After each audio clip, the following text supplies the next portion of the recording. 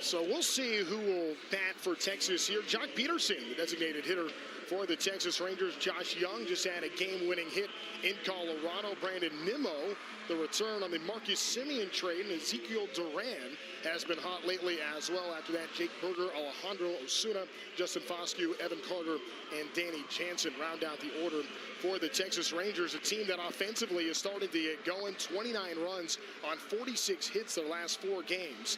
And that was after a span where they were averaging less than 3 runs a game in their previous 20. One way to get the bats going, a stop to Coors Field in Denver, and that's where Texas is coming from after a day off yesterday. And they will make you always feel better. Take a look at our Rotolo Chevrolet defense behind Grayson today. Over at third base, he got Walton. He's played there a number of different times. He's played third, second, shortstop, left field throughout his career. Has been a solid defender at third base. Neto, Peraza, Shonwell, Hoppy in the infield. Meckler making that start. Local boy making a start out in left field. Trout. And what about Meckler being able to play left field right next to Mike Trout? How about that? How good is that got to feel for the Anaheim native? After going to high school just down the road, about 8 miles from here at Esperanza, that is a big deal. The moves of the day, Walton and Meckler up. Yon Moncada, right knee inflammation, goes to the IL. Also, Josh Lowe sent to AAA Salt Lake. But what an opportunity for Wade Meckler and Donovan Walton making their Angel debuts tonight. First pitch of the game is outside. And we are underway here on just a picturesque evening for some Angels baseball.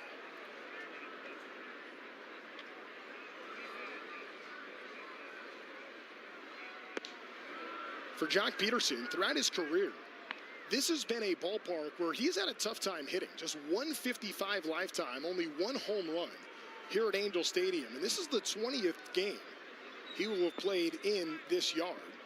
And Grayson Rodriguez out of the gate, falling behind 3-0. Yeah, that is, you just have to have that feel for your pitches going early. You don't want to overthrow. You just want to go out there and attack the zone against a guy that will swing and miss, but he's got a lot of power. 4 in a row, well out of the strike zone. And the pitches that Rodriguez threw last time out. Let's take a look at our StatCast 3D powered by Google Cloud. That last time out, 4-seam fastball about 44% of the time. Changeup 25, slider 20, curveball. And the big thing is, you see what part of the place, he's going to be much better this time around once he gets a feel for the fastball here this inning to be able to utilize those secondary pitches. It's quite a bit up in the zone after a 4-pitch walk, a ground ball to short, and that's going to be a double play ball. And that's why you always got to clear the mind when you have 4-pitch walk like that. This field,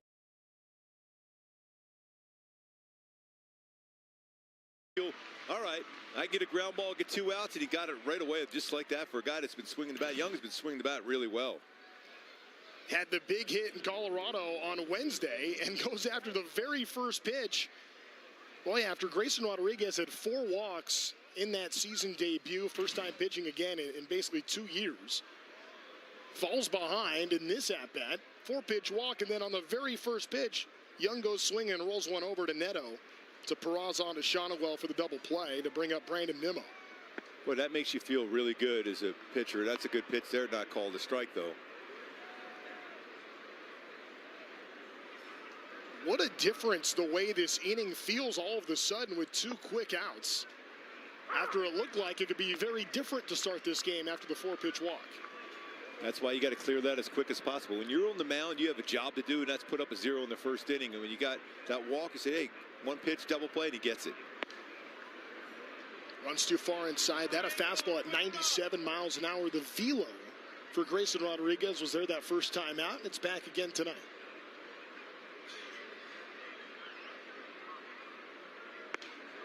Drops a curveball in there, so he's able to throw his curveball twice now for strikes. Last game out, not as quite as crisp with his curveball. Good sign. Now, a lot of times they'll throw that changeup to wipe out a left-handed batter, see if he goes today. Nimmo's been dealing with some injuries.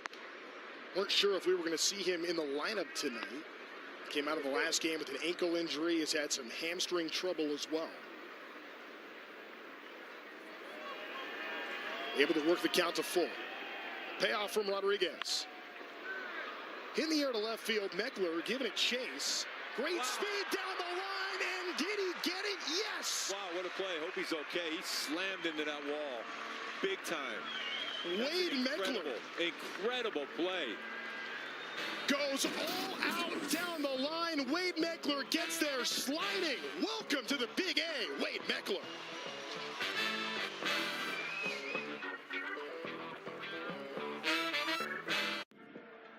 They say it's a game of numbers,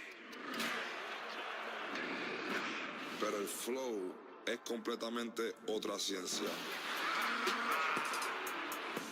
Mi trabajo es sencillo, cachar ese ritmo que solo nuestra gente tira y regarlo por toda la temporada. Flow mayor is where all those rhythms meet. Porque el flow no es de un solo jugador, es de un corillo entero que prende estadio.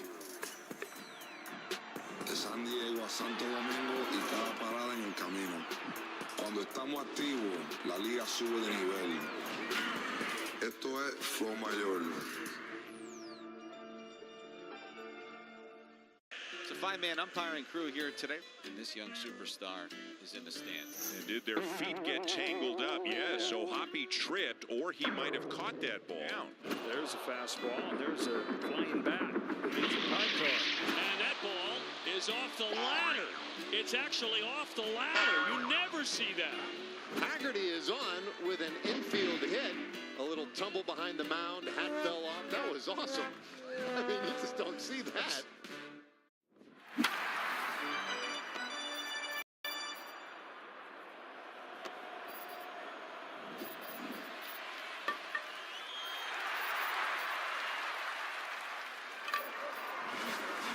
Blue Moon bright spot, and that has been the Angels offense early on. Back-to-back games. Halos have had multiple runs in the first inning. Yeah, it's been a while, too, before this performance. A couple home runs. Those last two games in the first inning, it's been a long time. It's so important for your starting staff to have some work with as far as runs in that first inning. So hopefully that's the case again here tonight. We'll meet It's going to be fun right here. These Absolutely. two matchup. Yeah, Zach Neto, good numbers against Jacob deGrom, 4 of 8 lifetime. Mike Trout after that. And we say hello to Wade Meckler and Donovan Walton. And Meckler making an early impression with a heck of a play. Incredible down play. the line. Jacob deGrom, 99 career wins, going for 100 tonight. Zach Neto lifts the ball to left field. Very first pitch of the ball game. Zach Neto up and out of here. Wow, this is like we were talking about on the pregame show. Zach Neto jumping on the first pitch, fastball, and he did it again, just like the Halos did last year against Jacob deGrom. Wow, what a swing now. 9 home runs on the season. Happy birthday, Maggie Neto. How about that, doing that for your mom for her birthday? That's pretty good. That's not bad at all for your son. Do that. Happy birthday, Maggie. Second career home run off of deGrom. An ambush to put the Halos out in front.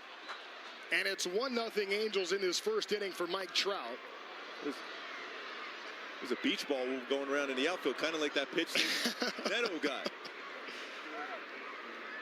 Wow, what a swing. Wow, against deGrom again. Incredible. Third time this year, Neto has gone out and started off a ball game doing that. That's a 97-mile-an-hour fastball. deGrom just goes, oh, I did it again. What a swing. What power. And this was an issue for deGrom in his last start against the Astros, and it was very similar. A fastball, middle and up.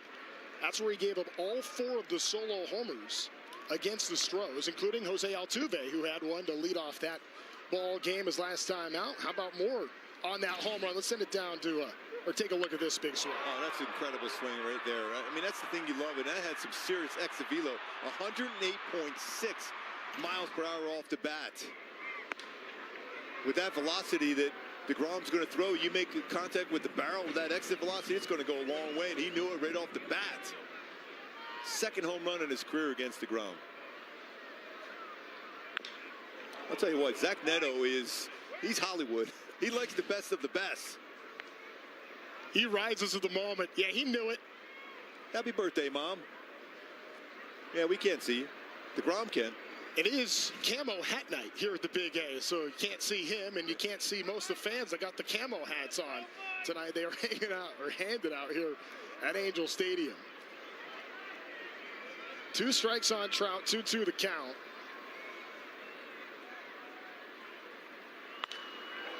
The thing is with deGrom, though, He's such a competitor. You know what? And he knows that Neto hits fastballs well, first pitch especially. But he went right after him anyhow. I mean, you think about all the players that he has teed off against. Look at this list, Gooby. My goodness. Cy Young, Cy Young, Cy Young, Cy Young. Yamamoto's on his way. He was an MVP of the World Series. I mean, that's an impressive list. You gotta love Zach Neto. Rises of the moment against the very best pitchers in the game. He'll take you a yard, and if you give him a problem, he doesn't mind talking back either. And that's going to end up being a walk to Mike Trout. Good at bat for Trout on the 8th pitch. Tell you what, that's a hard slider he throws to ground. That's 92-93. That's why that's such a great pitch for him. Yeah, and I've talked about it many times. He's one of the few guys that I literally look forward to watching pitch. Although if you're a hitter, I'm sure you're not as excited about it as I am to see him pitch. But he is truly one of the greats. 2-time Cy Young Award winner, 5-time All-Star Rookie of the Year back in 2014. Shonowell goes after the first pitch, but it's foul. Yeah, that's what you have to do against DeGrom. I mean, you look at numbers against the first pitch, 353, 6 for 17 with 2 home runs and an OPS over 1,100 on the first pitch put in play. You have to, because you don't want to deal with those secondary pitches.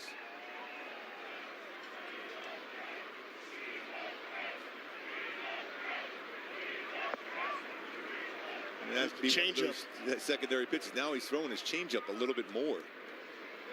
Gooby, how different does this game feel from the way it started? From Grayson Rodriguez issuing a leadoff walk on 4 pitches to Jock Peterson, to then getting a ground ball double play on the very next pitch, and then the Angels get their turn to bat. Wade Meckler makes an incredible catch down the left field line, and then Neto, for the 6th time in his career, homers on the very first pitch of the game from Jacob DeGrom. That's why you got to love this game. But remember, that ground ball double play was started by Zach Neto, too. And as a pitcher, I mentioned you got to forget about that leadoff walk, see if you can get an out like he did, and he ended up getting 2 outs with 1 pitch. And just like that, Neto, another home run in the first inning for the Halos. That's 3 games in a row.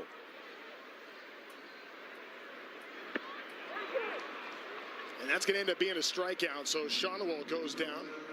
And the defense behind Jacob DeGrom. The guys generally always around the strike zone, unless that's Mike Trout at the plate. In center field, Carter already 6 defensive runs saved. I mean, we saw him make a splash a couple years ago in the postseason playing left field, but he is an outstanding center fielder.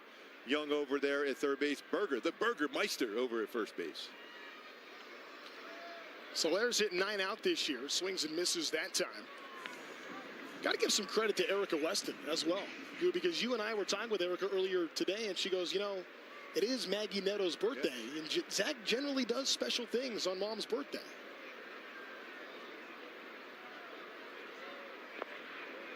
I think Solaire's going to get a steady diet of sliders from Jacob DeGrom here tonight. And if you get those sliders on the inner half of the plate, he'll do some damage to it. So Solaire's just looking on the inner half.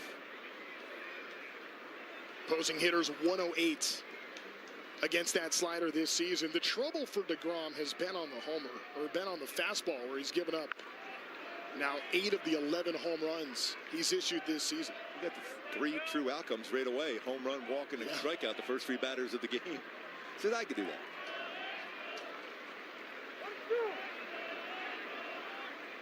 Has to feel good for Zach Neto to jumpstart this Angel offense.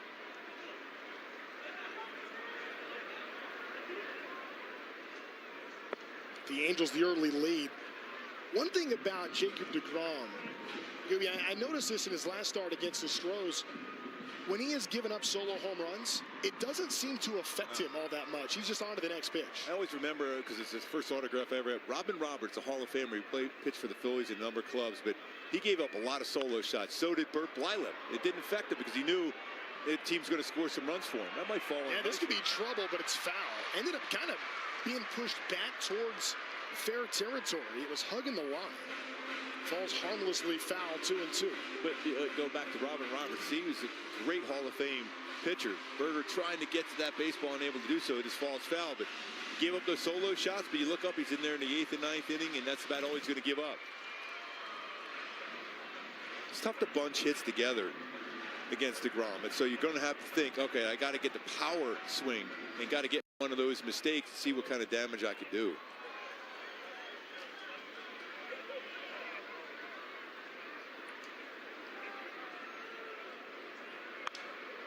Fouled back sharply.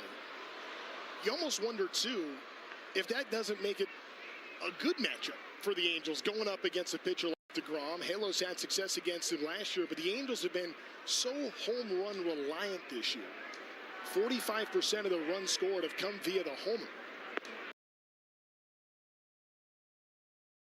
And when you're facing a pitcher like this, when it is tough to string hits together, well, if you have the ability to leave the ballpark, and this Angels team does, that may tip the Angel way.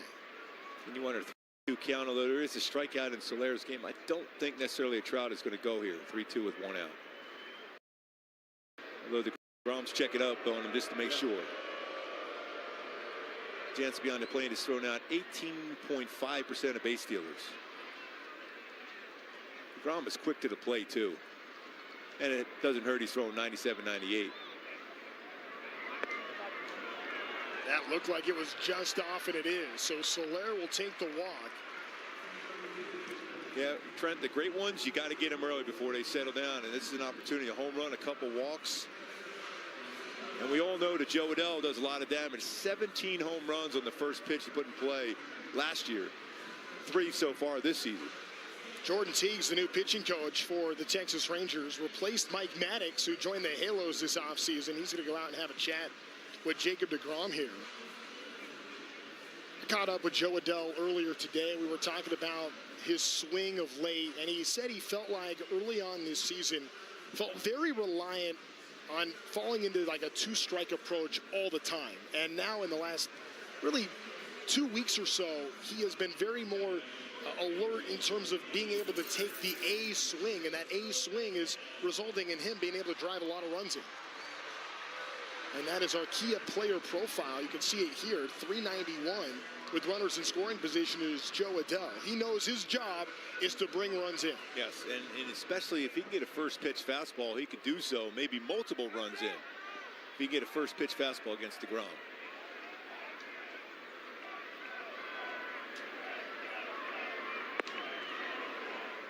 Big swing of that slider. That is a hard slider. 91. He's been 91 to 93 so far with really, really good spin on those sliders. We saw the location for where DeGrom has gotten his strikeouts earlier tonight, and it's been right there.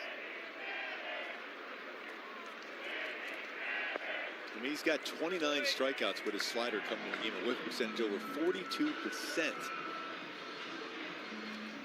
That's what, and besides the fact he throws hard, and he competes extremely well, but his slider is an elite pitch.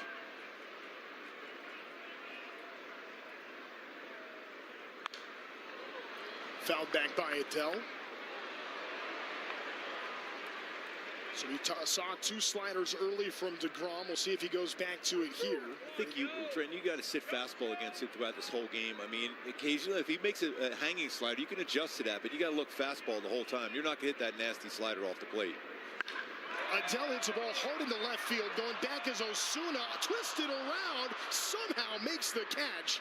And that's out number 2. Change up down right into the happy zone for Adell. He crushed that baseball. 115 miles per hour off the bat. Should have made an incredible play. I mean, it only had a launch angle 16 degree though, so it's a line shot. It was a change up down. That's a great play. It's hard not to get turned around like that. You're not expecting the ball hit that hard on the line like that.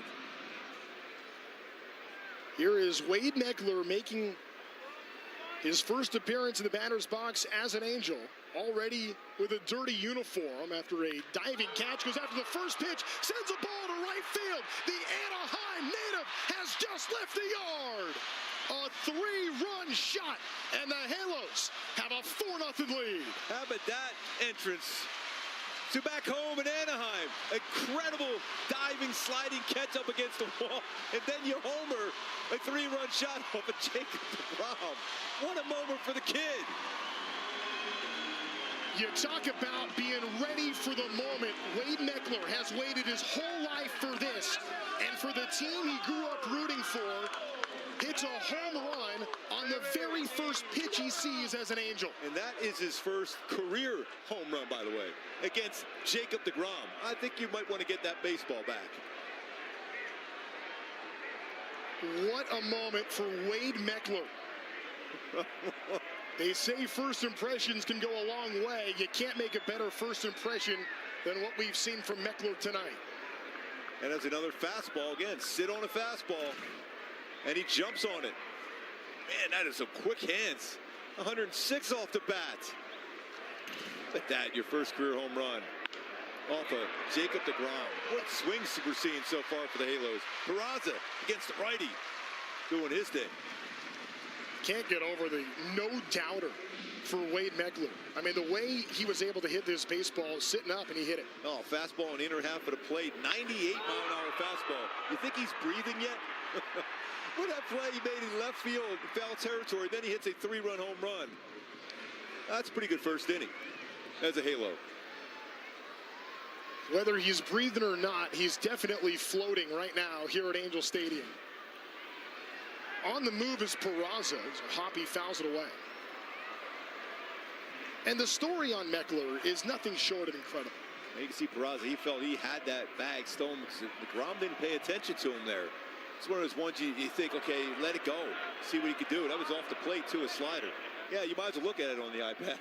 Yes, I would, too. That's purely for vanity, to look back at it right there, absolutely. For Meckler, the Esperanza High School native, was the smallest kid in his class when he came in as a freshman. Ends up being a walk-on at Oregon State. Wasn't exactly even wanted as a sophomore, but later got an opportunity to play and did the most with that opportunity. Ends up being Pac-12 first team member, and then joins the team, joins the San Francisco Giants 8th-round pick.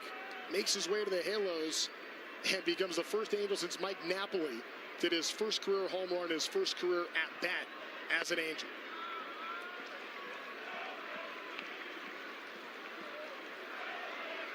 It's the second time in his career Jacob deGrom has allowed 4 runs in the first inning. Mentioned, you got to get a star pitcher like this before he settles down, and so far so good for the Halos. 4 runs in this first inning. Now, when the Halos have had success this season, it has been when they've been able to strike early.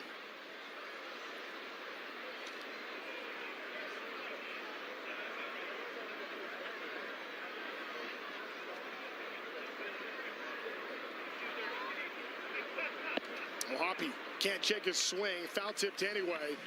A couple of home runs in the inning. Starts with Zach Neto setting the tone right out of the gates. Jumping all over Jacob deGrom. And then hello, Wade Meckler. A 3-run shot. Welcome to the Halos, Wade. It's 4-0.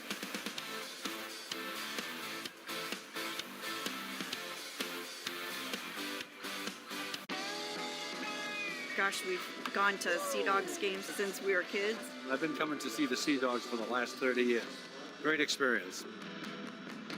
Everybody here is just bends over backwards to help people out and wish the world was like it is right here at the ballpark. We've always wanted to be more than just a baseball team. We want to be strong, active, contributing members of the community. And I think that effort is seen by the people and the fans, and they want to support that effort. They say it's a game of numbers. Pero el flow es completamente otra ciencia. Mi trabajo es sencillo, cachar ese ritmo que solo nuestra gente tira y regarlo por toda la temporada. Flow mayor is where all those rhythms meet. Porque el flow no es de un solo jugador, es de un corillo entero que prende estadio. De San Diego a Santo Domingo y cada parada en el camino. Cuando estamos activos, la liga sube de nivel. Esto es Flow Mayor.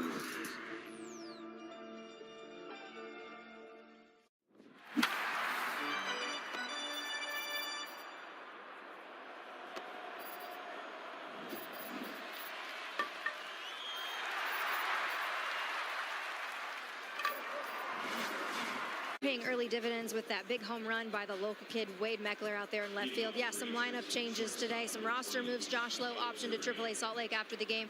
Yohan Moncada on the IL, that right knee still bugging him. Josh Lowe, they just want to have him get a reset down there in AAA. Focus so much on not the results, just finding that success. It's been a grind. Just take a step back, figure some stuff out, and get him back here as soon as possible. They do expect him to be back. Kurt Suzuki said he's as talented a player as I've ever seen.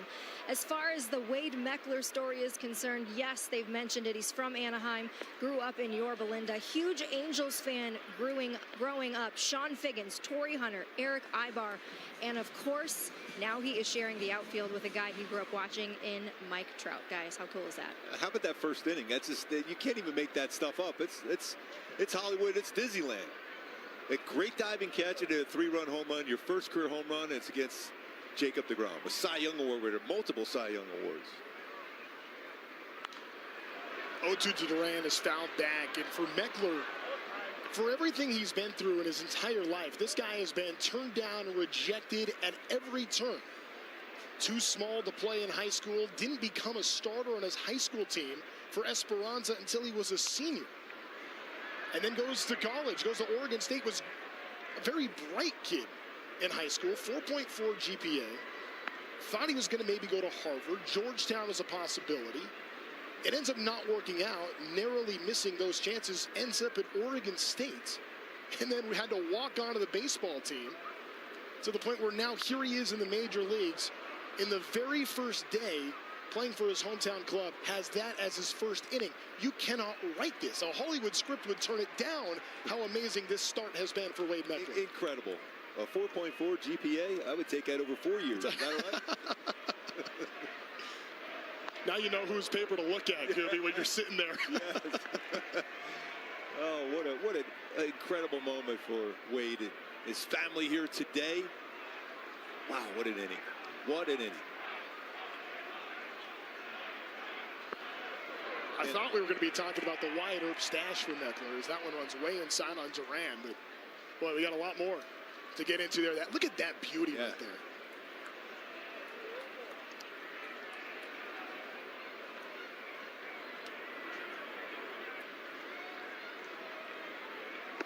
And there's a strikeout for Grayson Rodriguez. Like it went right back to his fastball. Still having a tough time, more consistency with his feel of his curveball. They brought the cheese in there for the punchy. 98-mile-an-hour fastball. Tied him up. Perfect spot. His balance is good. Straight in on that target. With that 4 spot the Angels put up in the first inning, that's the most first-inning runs the Angels have scored in a game all season.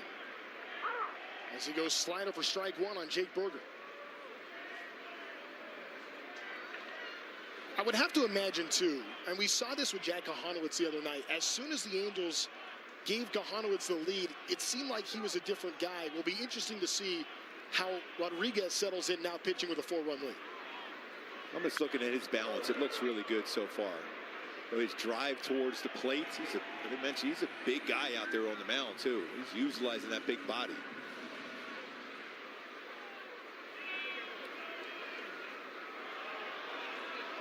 Grayson Rodriguez, quite the presence on the mound. Nacogdoches, Texas gets another swing and a miss. That's back-to-back strikeouts for Grayson Rodriguez. Get back to that delivery. That's his best curveball of the night, too. He stayed under control on this one. You see he's got that balance using that back leg. He's got a good stride towards the plate. And then he snaps that curveball right over the front leg. That's exactly what you want to try to do. Good spin on that one. Second punch out first on the curveball with real good spin rate on it. Alejandro Osuna takes a look at a fastball for strike 1. Osuna made a great play out in the outfield. It robbed Joe Adell of extra base hit. Otherwise, this would even be a bigger lead. What is going on in left field tonight? That has been, I mean, A-plus defense from what Meckler did and Ozuna. After that sharply hit ball by Joe Adell at 115, and then it's Osuna who sends one into center field that's going to fall in front of Trout for a single. First hit of the game for the Rangers. Hit that one hard. It was thrown in there hard. 97.5 miles per hour and hit it right back up the middle. Good swing by him. So that's good swings this season, really. He's a good player. In an opportunity to play for the Rangers.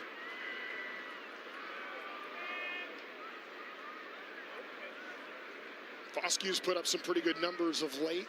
Had a 3-hit day on Wednesday in Colorado, matching a career high. Brings a .324 batting average here as he pops up the very first pitch from Rodriguez. We'll see if O'Hoppe has enough room, and it runs into the netting.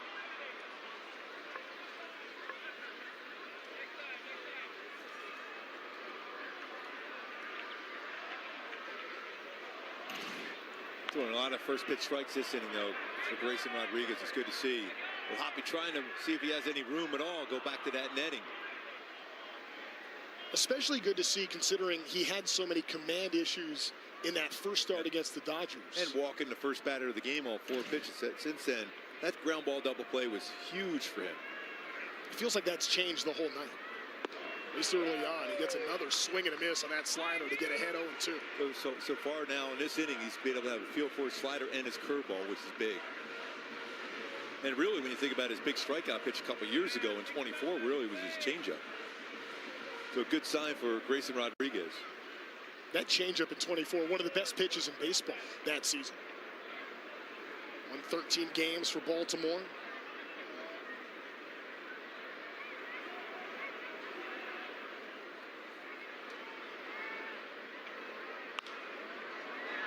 Hit in the air, foul territory. It's going to go right back behind the nice Ranger dugout. Hey, there you go. Wow. 2 hands to make that play. Raywood, going to get some food, I think, too. It's well done. You see him right next to me. I'll take the baseball instead.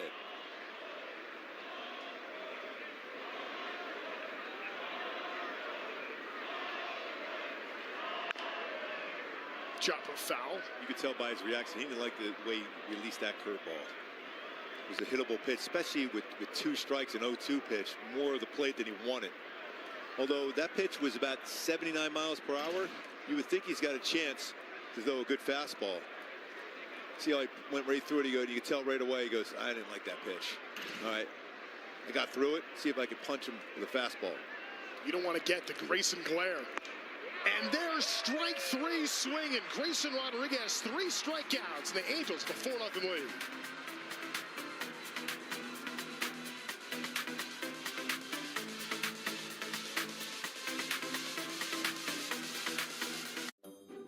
You can see a lot of different characters at the ballpark, and this week brought out some of the best. I just hope that whatever was going on with that hot dog, that dog now owned that hot dog. I have not seen a cup on the bottom of a spike. This is more of a hand grenade than it was a throw towards second. Osuna hits one into the cone. So look up and look out. That bat exploded, and the Mariners haven't loaded up. Florida man's a real thing, Wayne. Tarps off. Freebird time at Busch. Fantastic entertainment. Hats off and shirts off for the top defensive plays of the week. Towards the side rail, he crashes into the wall, and he made the catch! Another stop by Peraza, throw from his back, and he got it! Now, look if you dare, I shall not drop the ball. Church is gonna make a diving catch! Holy smokes, what a catch by Julio Rodriguez. Into the dugout, flips into the dugout. Did he hold on? He did. How about that? They say it's a game of numbers, pero el flow es completamente otra ciencia. Esto es flow mayor.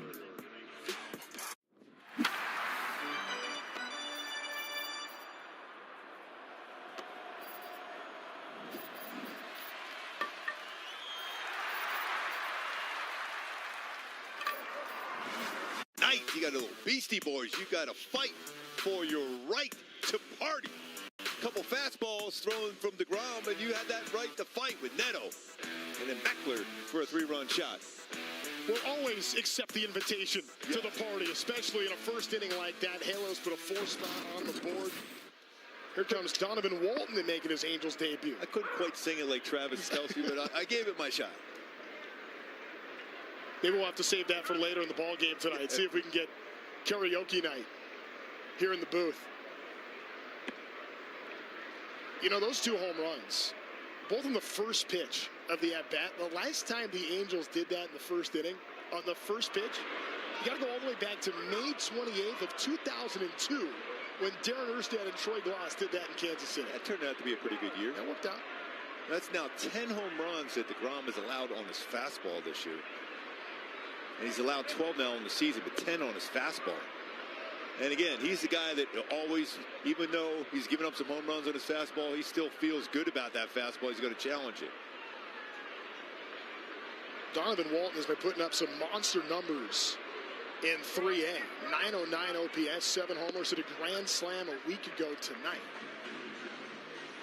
I'll tell you what, his changeup's pretty nasty now. He's throwing a lot more of them of late. With about 15% changeup usage for DeGrom. This ball hit towards the gap, and that's going to hang up long enough for Culver to track it down for the first down. It's going to bring Zach Neto to the plate with that 12th leadoff home run. Tied him with Darren Erstad for second most in Angels history, chasing just the great Brian Downey. The original Superman there, Brian Downey. Pretty impressive list of Angels. Cole Calhoun in there. We love Cole Calhoun. Former Angel and Ranger. And we told you before, that was the 6th time he'd done that on the first pitch of the game. Nobody else in baseball has done that more since 2023 than Zach Neto. And, of course, he saw a first pitch curveball. No, he wasn't going to get a first pitch fastball. That was a guarantee.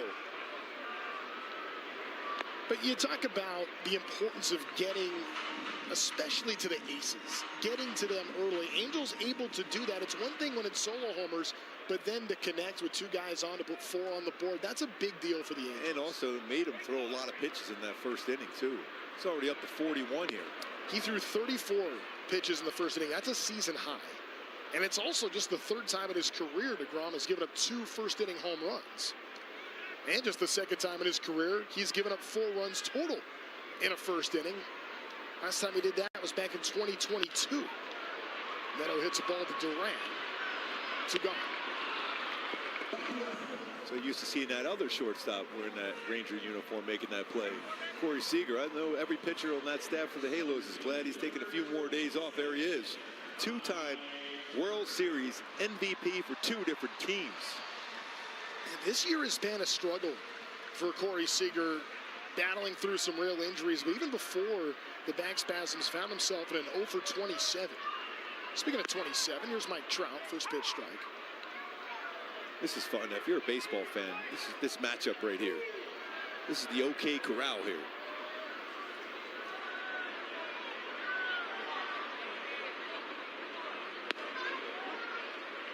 When you have legends getting together, Mike Trout definitely will be Cooperstown bound by the time the season is over. The jury may still be out on Jacob DeGrom despite this unreal success. He tries to win his 100th career game tonight as Jansen took the brunt of that. I think he's got to pitch at this level for at least another 3-4 more years. He's got 2 Cy Youngs under his ledger there. He's an incredible pitcher.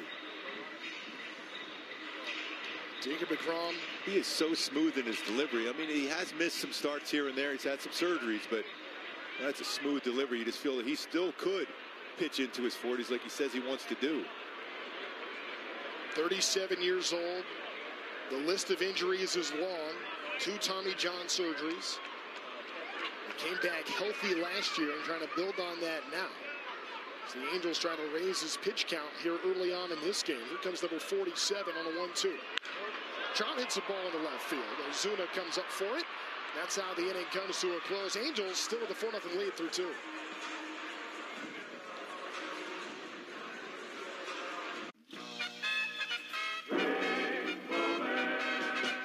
Fly ball in foul territory. Mike Felder was there, but could not hold on to the ball. Like he had it. There's the ball there, and then that ball comes out of somebody's glove in the stands. See, he thought the ball at his feet was the ball in play. Was the ball in play? He did, and he slapped his own glove, thinking he had missed the catch when in essence he had it. That is weird. That is a very weird play, and I don't ever want to see it again.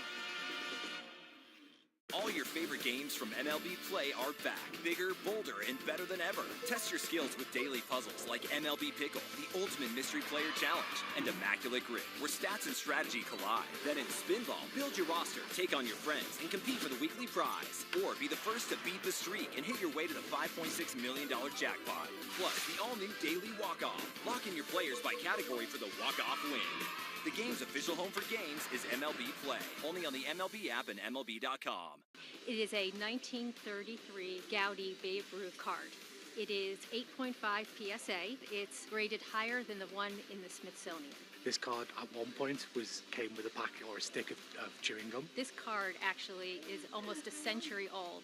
It was bought for a penny. So the fact that just the heritage of a card like this is now coming up almost 90 years later into an auction, it's a pretty special moment.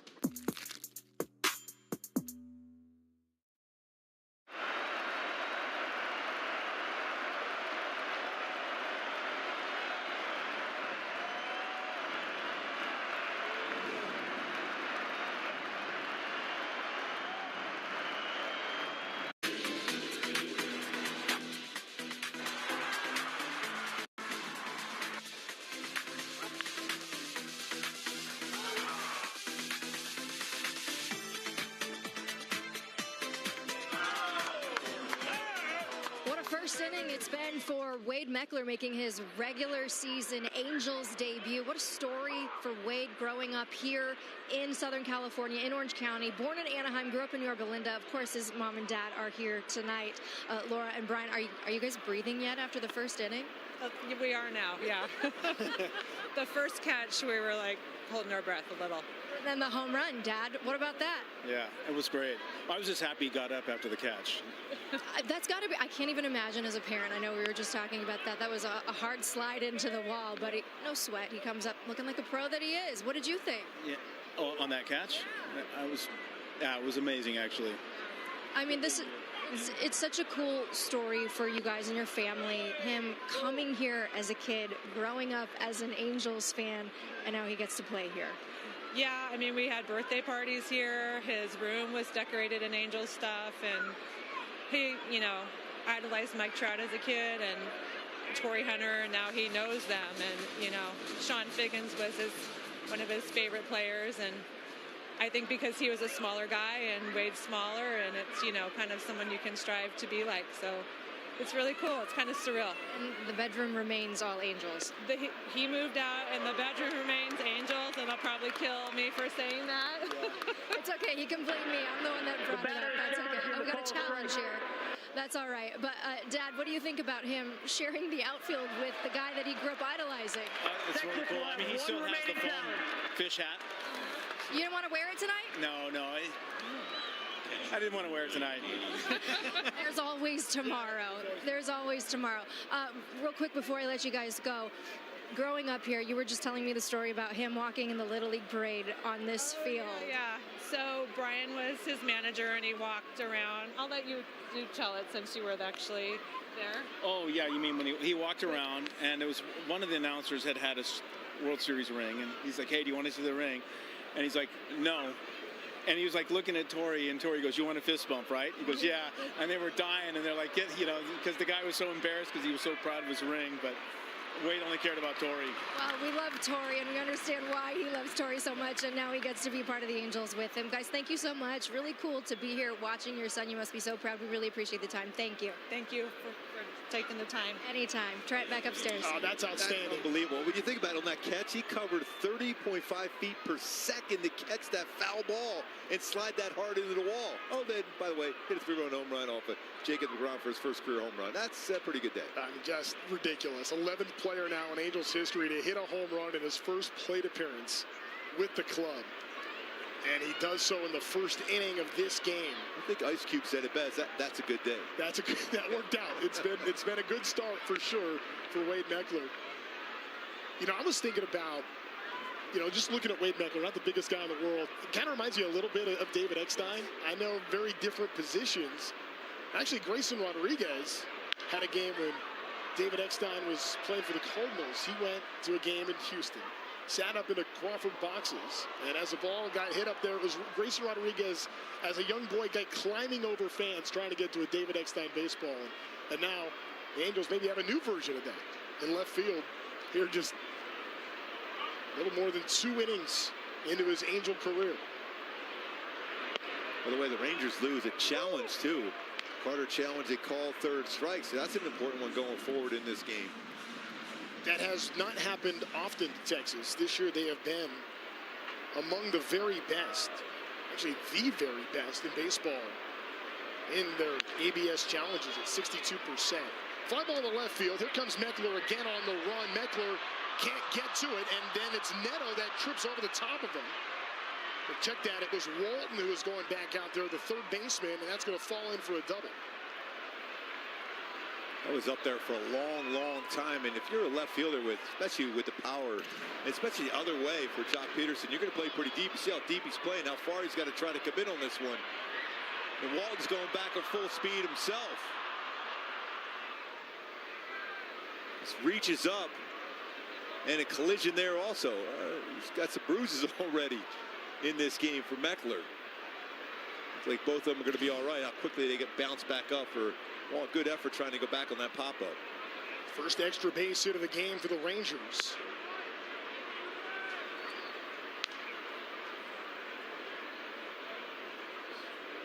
Now Josh Young.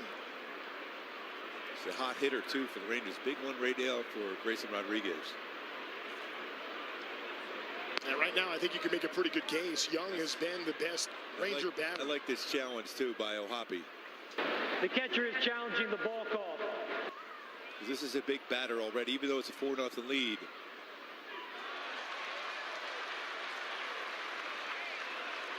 Well, Anaheim will have 2 remaining challenges. Good call by Logan O'Hoppe, who's had a good feel for the ABS. Big difference going to 1-1 from 2-0. The runner in scoring position for Young. In that first at-bat, remember, it was Peterson that drew the 4-pitch walk. Young went after the first one from Rodriguez and hit that offering right to Neto for a 6-4-3 double play. 2 balls and a strike to count now here from Rodriguez. Chop to Walton.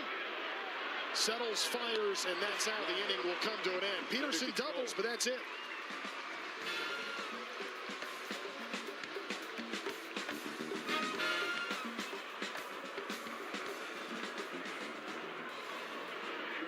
All your favorite games from MLB Play are back. Bigger, bolder, and better than ever. Test your skills with daily puzzles like MLB Pickle, the ultimate mystery player challenge, and Immaculate Grip, where stats and strategy collide. Then in Spinball, build your roster, take on your friends, and compete for the weekly prize. Or be the first to beat the streak and hit your way to the $5.6 million jackpot. Plus, the all-new Daily Walk-Off. Lock in your players by category for the walk-off win. The game's official home for games is MLB Play, only on the MLB app and MLB.com.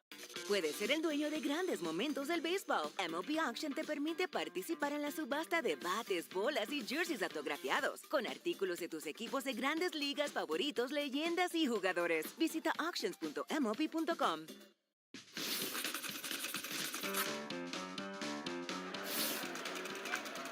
There's the bunt. That could be trouble as Petrie. No, Stevie dives in and beats it. Good effort by Steve Lyons. And that'll be a base hit right there. Good job. I'll tell you one thing, not a bad defensive play either by the Tigers. Did you see that? He's going to get the dirt out, and all of a sudden he unbuckled his pants and they fell down.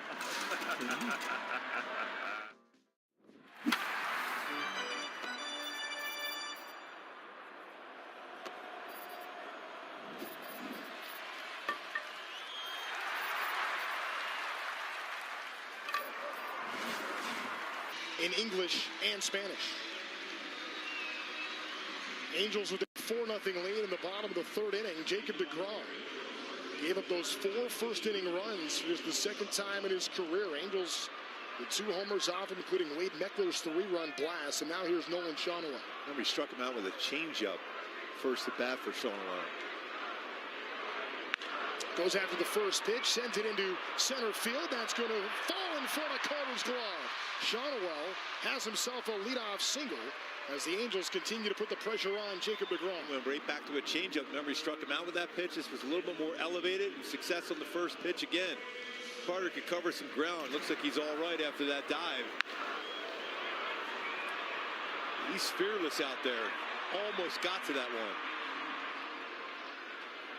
He's so quick and got a pretty good jump on that ball. It made you think, as it held up in the air, would this be caught? And he's so fearless, too. Maybe he's dealt with some back issues, too. He's not afraid still to dive.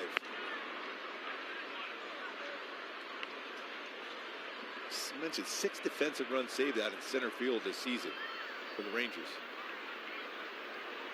See, Evan Carter is trying to get it going with the bat after he had that playoff run a few years ago where he became the darling of baseball. Hasn't really had the same success since. This season batting just 164 coming into this game. But he's definitely not taking it out to the field. He's doing some things, really special things defensively for the Rangers.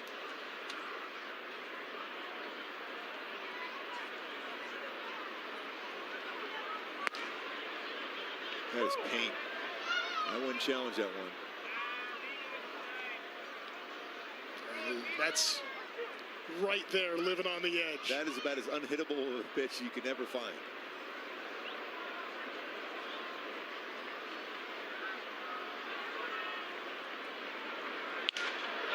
Soler sends another one to center field. That one will fall in front of Carter as well. Back-to-back singles up the middle for the Angels. I'd like to see that too. Just some contact made. Big part of the field. 2 baseballs not hit hard, but placed perfectly. So now for the second time in this game, Joe Adell will bat with 2 on. Flew out to left that first time. He hit a rocket on that one. So would have made a great play on that one going back. You know how well Joe hits the first pitch, and you're seeing that a lot of swings against deGrom on the first pitch. Probably might see a slider here, but hopefully he'll get some of the plate.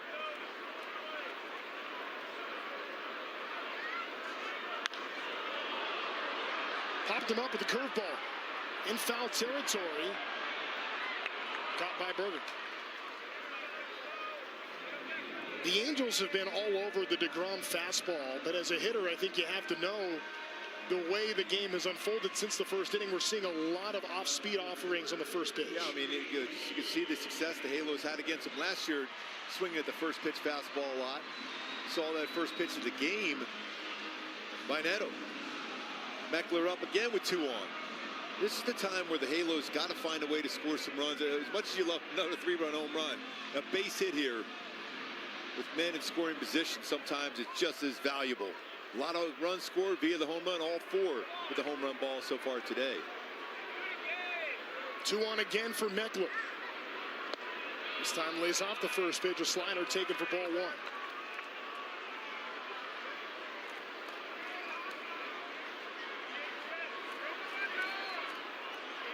A 3-run blast making waves all across Southern California with that home run for Meckler's first time up.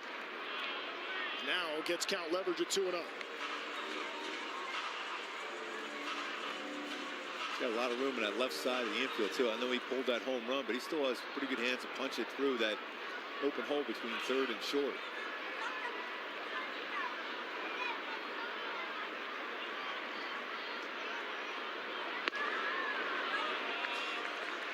Sinker for a strike.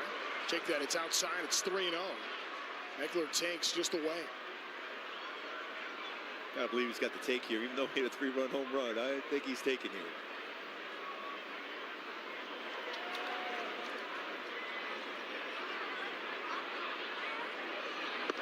And there's ball 4. So a 4-pitch walk. Here's your chance right now for the Halos. Angels already with a 4-0 lead and a chance to break it open. Oswald Peraza singled in his first at-bat. Here he comes down with the bases loaded and 1 out.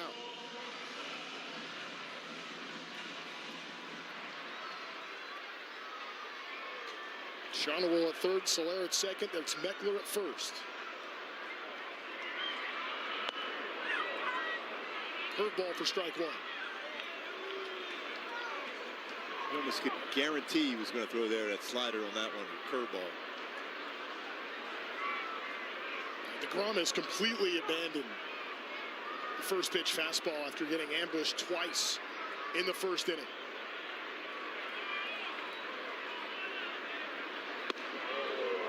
See, that's a smart pitch here. You throw a fastball in. Reason why you do that, even though it's a dangerous one with the bases loaded, you're trying to throw the ball in the handle of the bat to get a ground ball softly hit in the infield.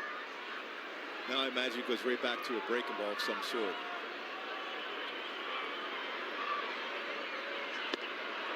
Swings and misses at that curveball on cue. Now the count goes to 1 ball, 2 strikes. And this contact made.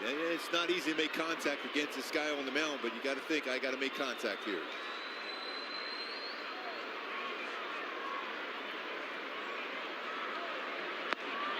Good take. I say check swing. Yeah, that's going to end up being a strike because he got a piece of it. Yeah, it's on the tip. So Peraza goes down 2 away. And Logan O'Hoppe now will bat with the bases full. Back to the curveball again, and just barely hear it. Little Sean Barber behind the plate, the home plate umpire. O'Hoppe goes after the first pitch, and that one's going to settle in for a single. 1 run will score. Being waved around is Soler. He's in as well. And the Angels have a 6-0 lead on Logan O'Hoppe's 2-run hit. I'll tell you what, Logan O'Hoppe's feeling real good about that one against DeGrom. He got a slider, a pretty good slider, but it was a strike. He saw the first pitch between a curveball and slider, a number of at-bats against the Halos here, and he stayed on that slider really well. And punch it in left field, driving in a couple. Now giving him 10 RBIs on the season for Logan O'Hoppe. Gosh, and for Logan O'Hoppe, who since his return from the fractured wrist was 3 for 21 with 6 strikeouts, comes up in a big spot and extends the Angel lead to 6 runs. Now you're going to get some bullpen action, which you want to see. Anytime Jacob deGrom is on the mound, you always, even though bullpens are so good and the Rangers bullpen is so good, you still love to see him out of the game. Well, especially in the first game of the series. All 6 runs tonight have come on the very first pitch of the at-bat. This is Donovan Walton. And when you go back to last year, that's the success the Halos had against him. You fall behind him with those secondary pitches, there's a good chance, as Paul Carlson would say, you're going to grab some bench.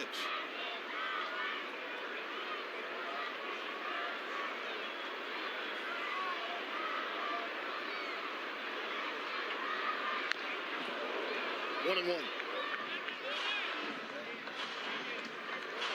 And for the Angels to be able to get to Jacob deGrom for an offense that has had all kinds of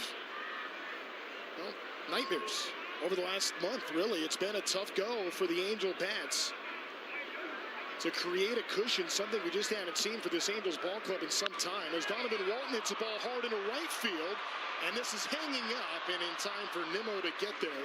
Angels get 2 on, but they leave him there, but they lead 6-0.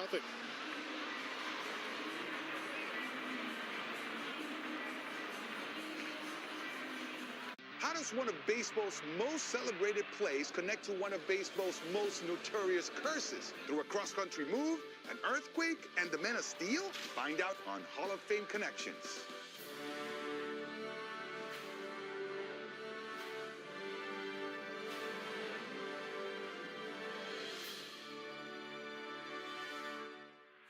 It was a defensive play so iconic that we simply call it the catch. This is the glove Willie Mays had when he made that catch. This is great. But let me touch it for a second. Yeah, go ahead. Oakland pitcher Dave Stewart was named the World Series MVP. It really comes from, like, the kings of Siam would give their courtiers white elephants, which were sacred animals, and they'd be too expensive, again, to maintain. It would put them into financial ruin. They need to know this story. That's amazing. Nobody could steal a base like Ricky. I'm the greatest of all time. Thank you. So imagine making steals in these, though. So these are Ty Cobb's And these cleats? are Ty Cobb's. So what I want to know is, were they ever swabbed for the DNA of opposing pitchers? Roberts is no stranger to stolen bases himself. That's what makes him special, is that everybody knew he was going to steal. Roberts is going. Safe. You know what they say? One great play deserves another. Catch every episode of Hall of Fame Connections on MLB.tv and discover your own connections to the game at baseballhall.org. Puedes ser el dueño de grandes momentos del béisbol. MLB Auction te permite participar en la subasta de bates, bolas y jerseys autografiados, con artículos de tus equipos de grandes ligas favoritos, leyendas y... It's time for the Home Depot's working on a win. One thing the Angels have done well this year has been keep the ball in the yard, as Grayson Rodriguez looks to continue doing that tonight. Yeah, just to continue to work ahead and be able to finish off with really solid secondary pitches. When you look at this starting staff, each one has a dominant secondary pitch. Whether it's the knuckle curve for Soriano, you saw, with the same thing with Reed Devers has that wipeout slider, the changeup for Rainey's on the bump tomorrow. So when you have those secondary pitches to go to be able to finish them off, you keep it in the yard. It's Grayson Rodriguez that's set to work against Brandon Nimmo. How he's gotten the out so far. Tonight, take a look at our StatCast feed powered by Google Cloud. So far, out pitches there, 5 on his four-seamer, 1 on the slider, 1 on the curve, 1 changeup. Remember, he got that double play on one of those. So far, so good. 4 strikeouts already for Grayson Rodriguez. He works on Nimmo. But always the key is never look ahead. Just think of batter to batter here. Brandon Nimmo's an interesting character. I say character because I think he's one of the beauties in baseball. Is the kind of guy that'll come to the ballpark and try to walk on the grass barefoot. He's usually the last guy to arrive. Says he wants to save all of his energy for the game. Evan Grant had a good piece in the Dallas Morning News. Talked about last guy to arrive, last guy to leave, but Skip Schumacher, the skipper for the Rangers, says he's just obsessed with winning, cares about every facet of the game. And Skip's an OC guy also himself. Yeah. Liso Niguel, manager of the year with the Marlins a few years ago. An Angel fan himself growing up big time. Not tonight so far he is. Hard hit ball to center field. Mike Trout goes back for it, and there's a home run. Brandon Nimmo with a leadoff shot. And that puts the Rangers on the board at 6-1. Challenging with a fastball down the heart of the plate, and he just went with it. It's a lot of power to center field. Nearly 109 off the bat. Going 436.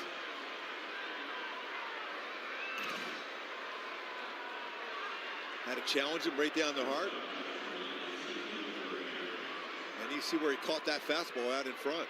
The Angels have had success this year of limiting home runs, but if you're going to throw it fastball right down the middle, it's going to get hit, especially a good hitter like Nimmo, who now has 6 home runs on the season. Nimmo, the return for Marcus Semien with the Mets now. And Semien struggled this year. They're becoming impatient in New York. No, in New York? Yeah, isn't that a surprise? No, I never heard of that before. Or anywhere back east, whether it's Boston or Philly or New York, yeah, there's a lot of patience. I was going to say, I was spoken like a true Philly guy right there. I had to get that in.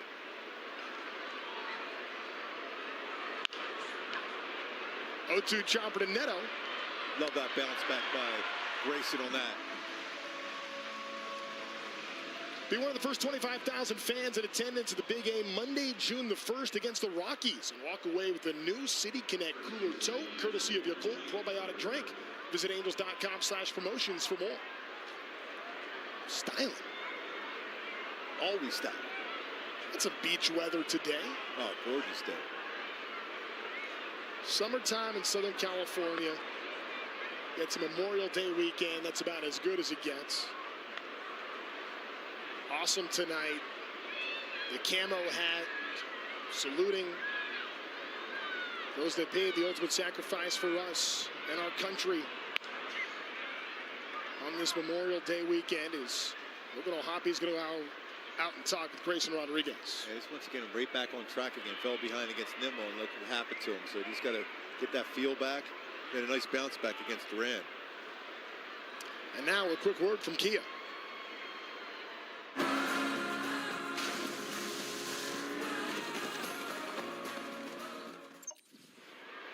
Feels like, looking down at the bullpen for the Rangers, that's probably going to be it for DeGrom, more than likely. Pretty wild for all the success DeGrom has had, not just throughout his career, but even last season. Very good year for Jacob DeGrom in 2025. The Angels were the team that really hit DeGrom hard. They take 6 runs off him through 3 innings. and he could be done tonight. 2-0 to Berger. Got to go out in attack mode. You got to throw strikes. You can't give base runners. He knows that real well. Generally around the strike zone on that first time out, that was more just amped up. It's free and easy, get over 96-mile-an-hour fastball. Javier Rodriguez has pretty much sat with the fastball tonight, which was his average a couple of years ago. More than anything else, good to see a healthy Grayson Rodriguez. And now experiencing some success here in this second start of the year. Good slider right there. You talk about paint.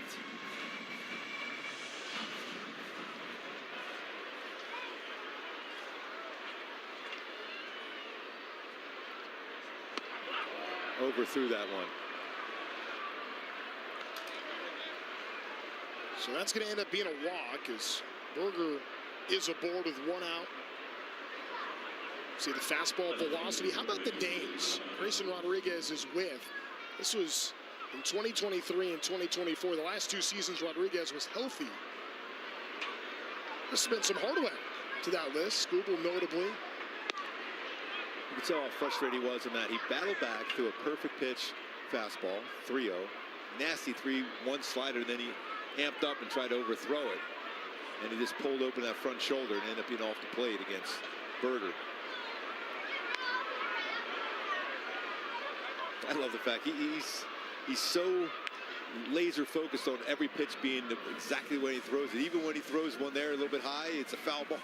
He's thinking, I didn't make my pitch.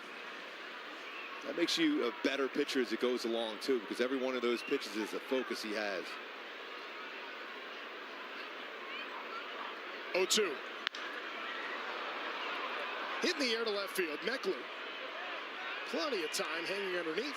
How cool is that? You'll be able to call, hey, Mike, I got it. I got it, Mike. And Trotty's going to go over and give him a little high five. The guy you've been watching your whole life. Yeah, there we go. I got it, Mike. Hey, I'll go after the game, tell Mom and Dad, hey, I got the call, fly ball, and tell Mike Trout, I got it. You just stay out there in center field. The foam fish head yes. in the bedroom, but you got to play it cool when you're on the field, right? I mean, that's a teammate now. Oh, yes. Sure, Meckler's thrilled that the world now knows about that. Oh, I'm sure. That's going to make its way to the clubhouse. That's for sure.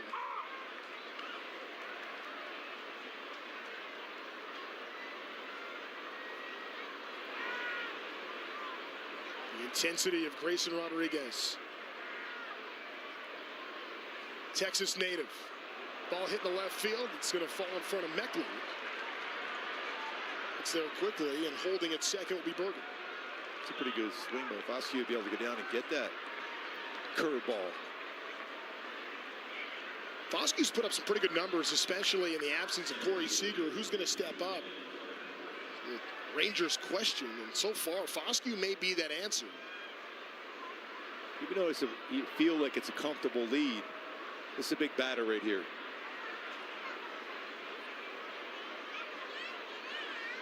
Evan Carter, a strikeout victim, his first time up to lead off the third.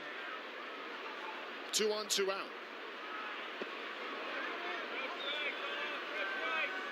Angels got the 4 runs in the first inning before Logan O'Hoppe drove in 2 more in the third. Rangers started this inning with the Brandon Nimmo leadoff homer.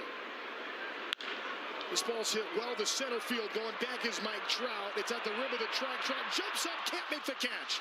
Bangs off the wall. 2 runs will score. Carter's headed for third, and Texas is back in this ball game at 6-3.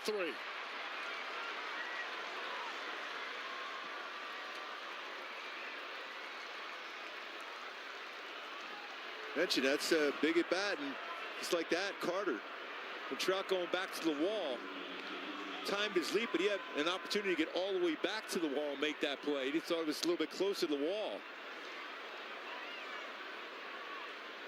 You wonder, too, Mike Trout generally plays a pretty far back center field. Maybe he wasn't playing as far back on that last play, and now when he went back for that baseball, unable to haul it in, and the Rangers are back in this game as Mike Maddox who was the Rangers pitching coach last year when they led all baseball in ERA, now leading this Angels staff with a chat with Rodriguez.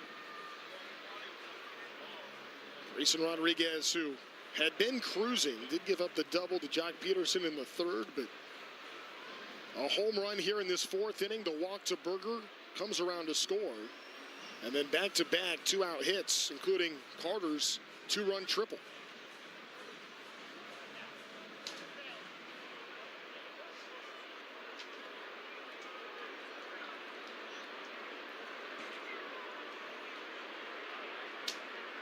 Nine-hole hitter is Danny Jansen, the catcher for Texas. He's got a lot of power, too. Gotta be careful here.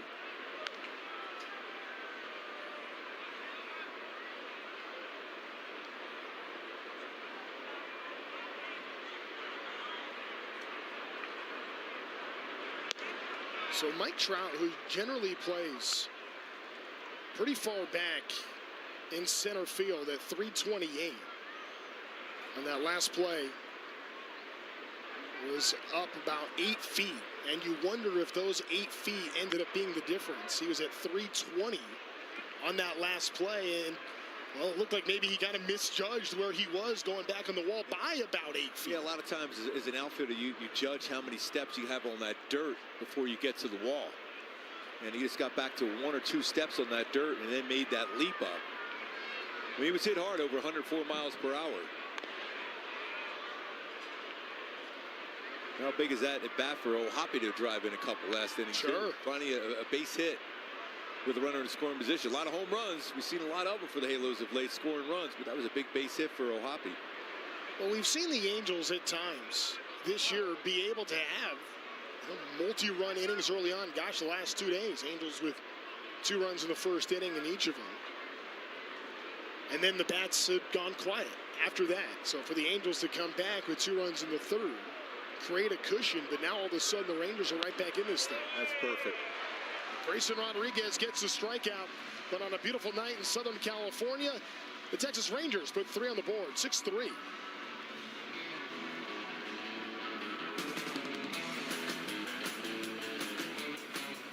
It was a defensive play so iconic that we simply call it the catch. This is the glove Willie Mays had when he made that catch. This is great. Oakland pitcher Dave Stewart was named the World Series MVP. It really comes from like the kings of Siam would give their courtiers white elephants, which were sacred animals. They need to know this story. That's amazing. Nobody can steal a base like Ricky.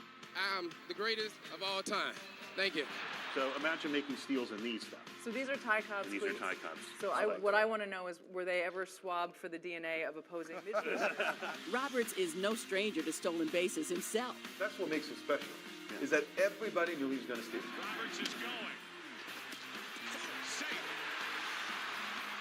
You know what they say? One great play deserves another. Go to baseballhall.org to plan your visit to the National Baseball Hall of Fame and Museum in Cooperstown, New York, and catch every episode of Hall of Fame Connections on MLB.tv. Dominic Canzone, you think about this time a year ago, he was off the radar when you think about it, right?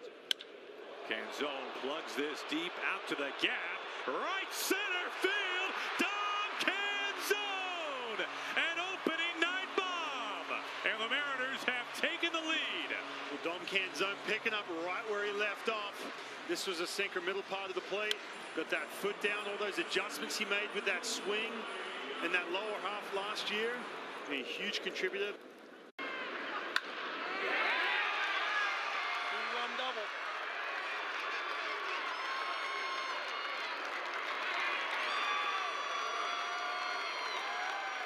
Baseball on ABTV is brought to you by Hyundai. There's never been a better time to test drive that Hyundai you've always wanted. Visit your SoCal Hyundai dealer today.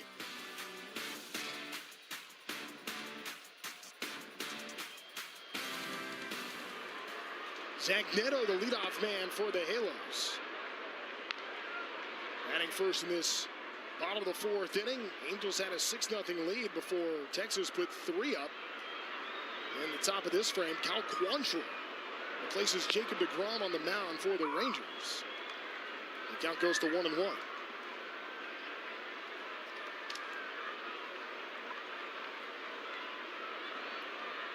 8th appearance of the year for Quantrill. Ooh, runs way inside, and that gets Zach Neto. And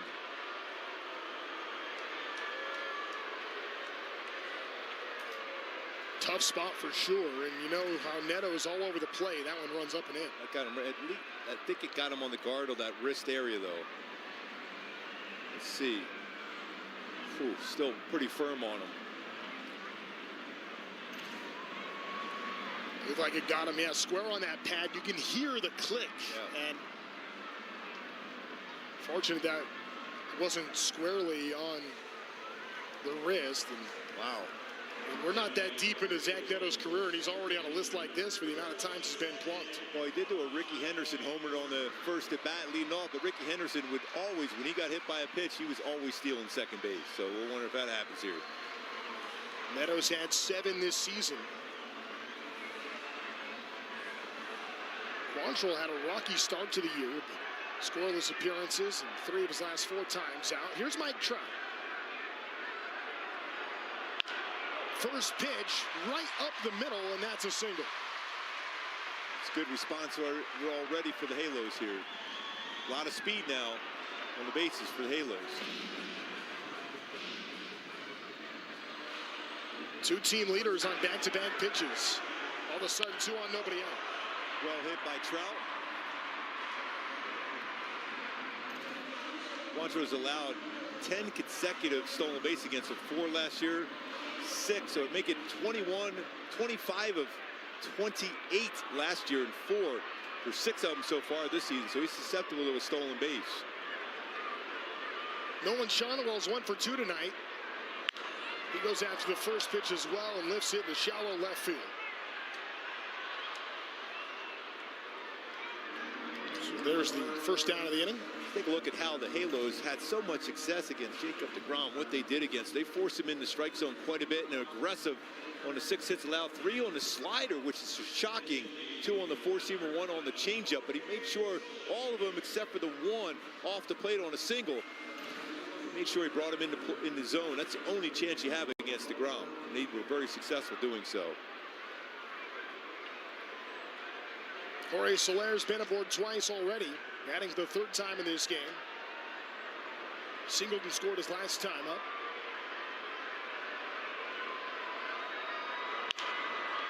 Another first pitch. That was right at Duran, and Neto was able to get back.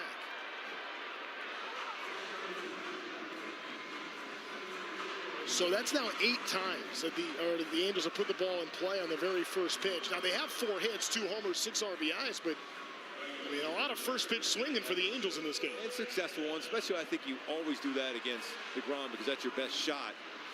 But also after 2 quick base runners, 2 quick outs though, not even allowing Neto and Trout to think about stealing the bag, which would really came into play here.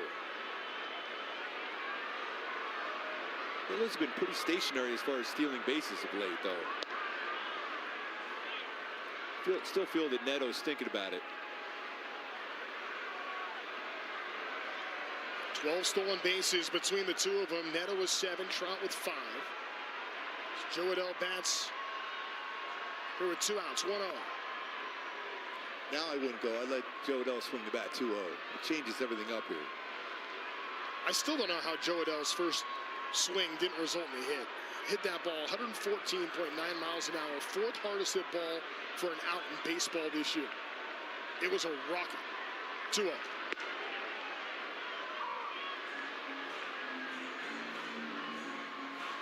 $20 stolen bases to Halos in March and April, 5 in the month of May.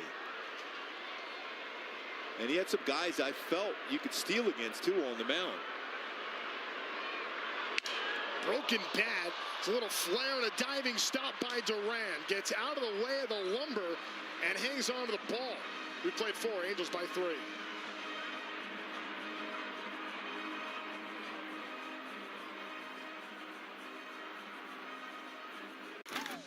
You could describe Tulsa as a big, small town or a small, big city. Tulsa is a very mixed city of arts and film and sports. I mean, it's a true melting pot of all kinds of things. Professional baseball in Tulsa, it's actually older than the state of Oklahoma. It's nice to play in front of fans that you see on a daily basis.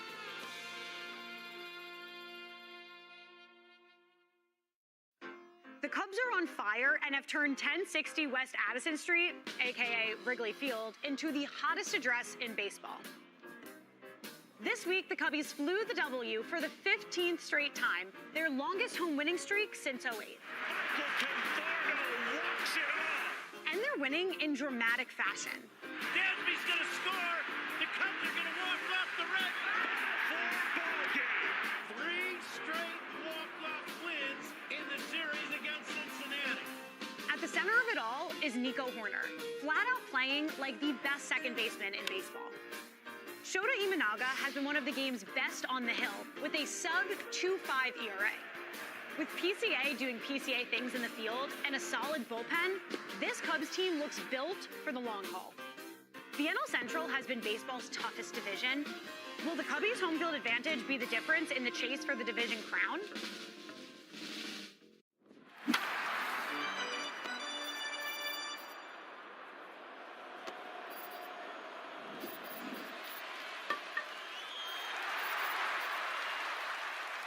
Big A with Angels soccer jersey. Yeah, the first 25,000 fans Friday, June the 12th against the Rays will take home an Angels soccer jersey, courtesy of Miller Children's and Women's Hospital. Visit angels.com/promotions.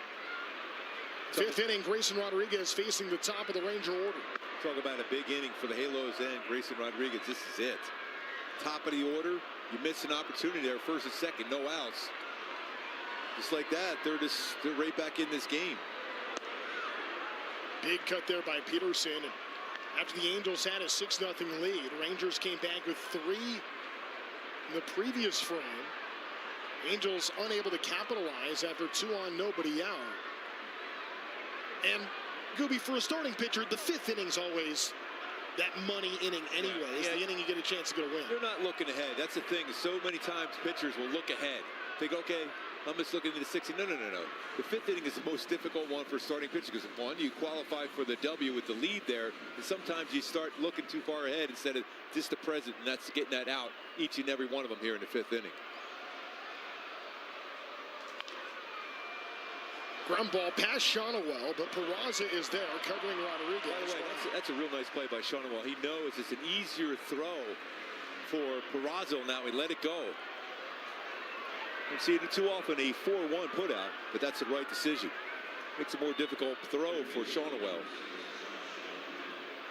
And Peraza just covers so much room over at second base for the Angels. And I know Kurt Suzuki has been asked quite a bit about, how the infield would fare and how he wanted to settle things. This is before Moncada went on the IL, and with Grissom at second sometimes, then at third. And I think Kurt Suzuki's pretty much settled on, he wants Oswald Peraza at second base. It's like having a second shortstop.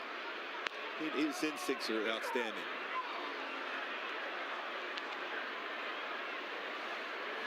On the appeal. He could play any position, and he's always thinking ahead, too.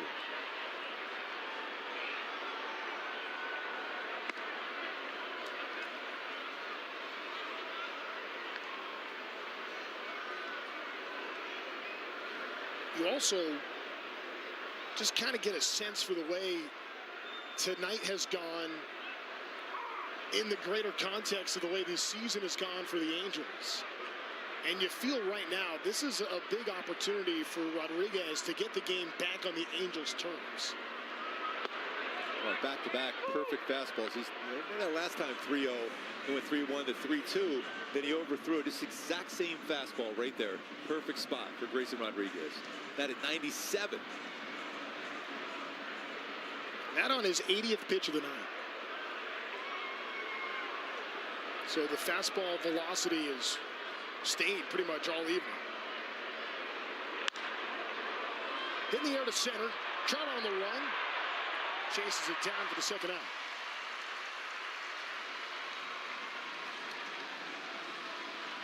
Good route for Trout to be able to run that one down to right center field.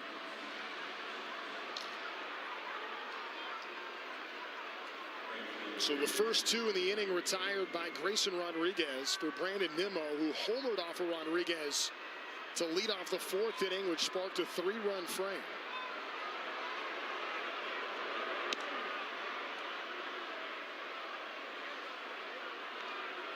Kind of pulled that fastball in. It almost got him in the leg, I thought. I hope they're checking that. Oh, there's a beach ball on there. We said it was beach weather today. Yes. It's been that.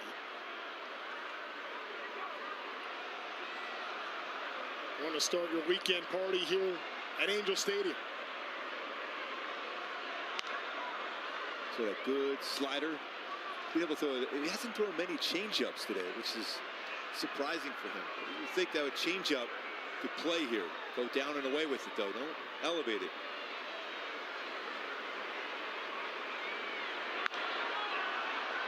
Lifted to right field and foul. That was a changeup. He's out in front of it.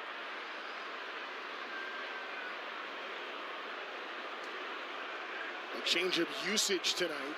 That's not the spot you want to throw the changeup, though. He hasn't thrown it a lot, so that's a field pitch. It was inside. I think that fade changeup down. Look, under 10%. You go back to that last game, he threw about 25%. Throughout his career, that's a big pitch for him normally. 2 strikes on Nimmo now. He lays off. 97 away.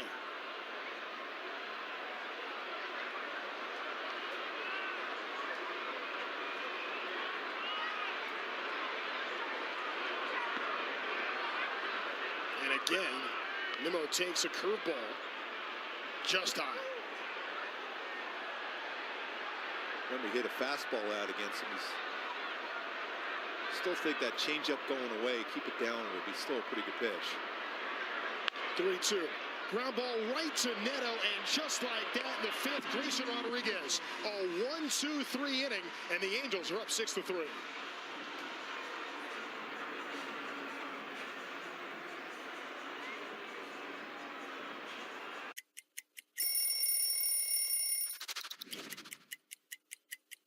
You know, in Boston, every now and then, you'll do those throwback days where you bring out the big baggy jerseys, and the baggier, the better. When I broke into the league, everybody was wearing really baggy pants, and then as the years go along, I started wearing these skinny, mini, tight pants that looked like they were painted on.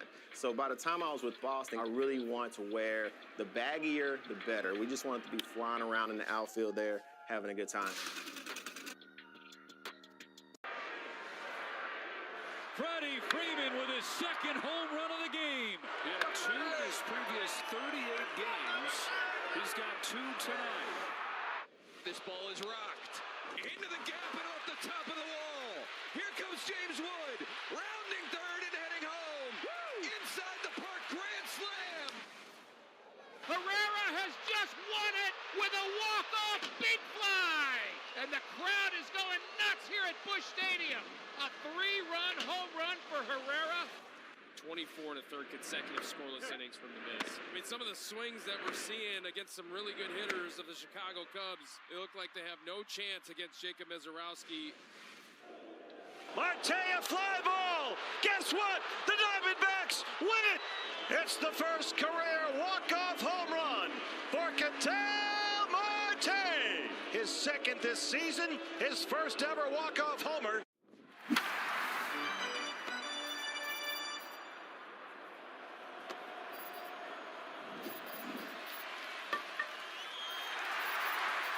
TV is presented by Pechanga Resort Casino and by Villa Ford of Orange. Step up to the plate and drive home a winner today at Villa Ford of Orange. The Wade Meckler game so far after a first inning of straight-up heroics for this guy. A 3-run homer, the sliding catch, foul territory and left. Now here he bats in the 5th. Worked the walk, lasted back.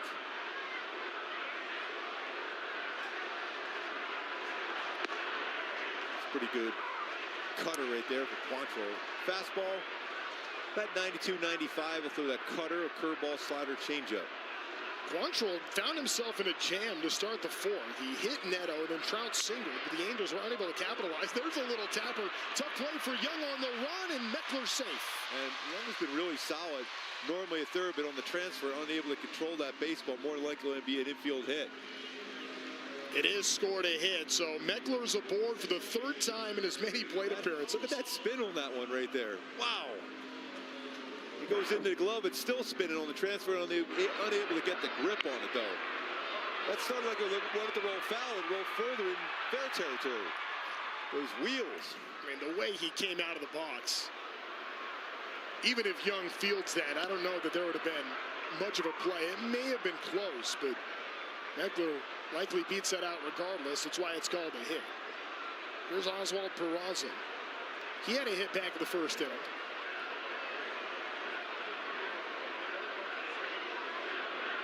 The exit velocity on that baseball was 27.5. And his sprint speed down to first, 30.2. That is beautiful. 30.2 feet per second going down the line. That's the velocity of 27.5. That's the beauty of baseball. That's so good. He was running faster than he hit it. Nearly gets picked off. He had to dive back safely. We're going to look at that one right there. He is susceptible to stolen bases, but he does have a quick move. See if he got that hand back in. It is super close. Yeah, it looks like he just got that goal. That's why you get to that back corner of the base.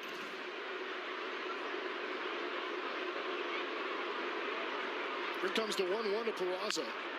That might sit in nicely. Yeah, that it will, and that's another single for Peraza, his second of the game, and for the second straight inning, the Angels have 2 on and nobody out. Oh, this is really, really important to add on here now. I take it back. It's actually the third straight inning the Angels have had that. They were able to score 2 in the third, and they did not score in the fourth, but now a chance for Logan O'Hoppe, who had the clutch hit in that third inning I was talking about.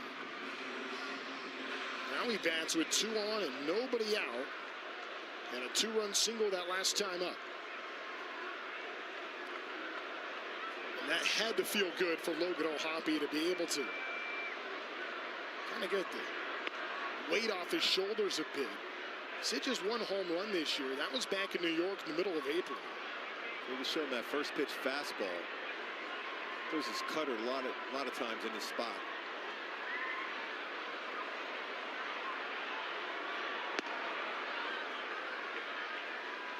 And as big as the top of the 5th inning was for Grayson Rodriguez, it feels like the bottom of this 5th inning could be just as big for the Angel bats. Add on. You let them get away with it. Got through it. Last half inning. This is a huge inning for the Halos. Angels left some money out there in the 4th. Swing and a miss at the sinker, 2-1.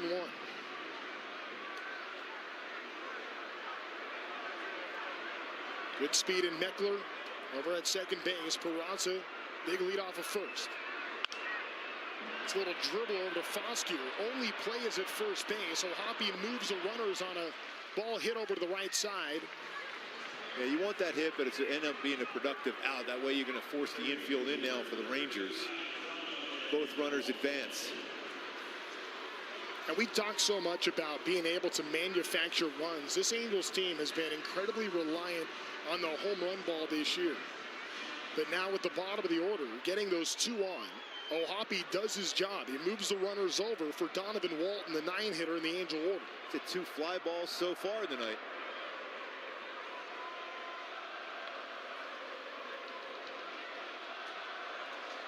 Angels looking for that add-on run here in the 5th.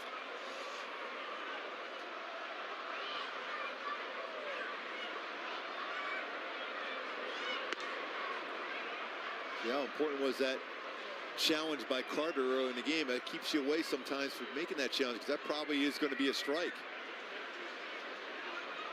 And they've been great. You mentioned they were the best in baseball. Yeah, 62% success rate. When league average is, shocker, right around 50%. And it's 3-0 on Walton with Zach Neto lurking on deck. He's already homered in this game. He's been aboard twice.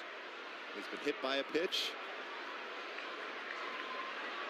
by Quantrill. 3-0. Taken all the way is Walton for strike 1.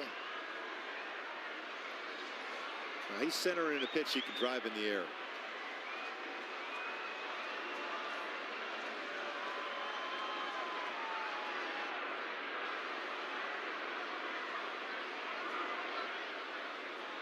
And you feel like this is a big spot. Even if the Angels could just get 1 run here, when you had First and second, nobody out for a third straight inning. It worked out well in the third, didn't in the fourth. Here we go in the fifth. Back into the screen. The 3-1 cutter. What's the approach here for Walton? He's just trying to get something to lift in the air. Just making some contact. With the infield in, your chances of getting a hit increase with that. So you're trying to get something you could hit in the air, get it through and deep enough to get the run home. Ends up taking ball 4, and that's going to load the bases for Zach Neto. As we go back to April the 6th against Chris Sale. Best on best, very first pitch of the game, Zach Neto. See ya. So he does that to Sale, and then tonight, facing Jacob deGrom, deja vu. Yes. Success on the heater, first pitch. When you think about the Halos, it's been a tough season. Again, really tough season, but they hit Sale well, deGrom well, and Max Fried. 3 of the best in baseball. That's why we always say just never know. It's really hard to figure it out sometimes. Well, Neto's such a gamer. As there's a meeting on the mound now for the Rangers, it feels like the stiffer the competition, the higher the stakes, the brighter the lights, the better Zach Neto tends to perform. And here he is in a big spot, bases loaded, 1 out. And the one thing you want from Zach Neto here is you just don't want to be over aggressive.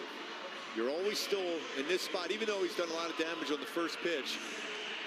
Quantrill knows that. He might throw him a break ball. He might try to throw a fastball in on his hands. You've got to look for a pitch in your spot to drive.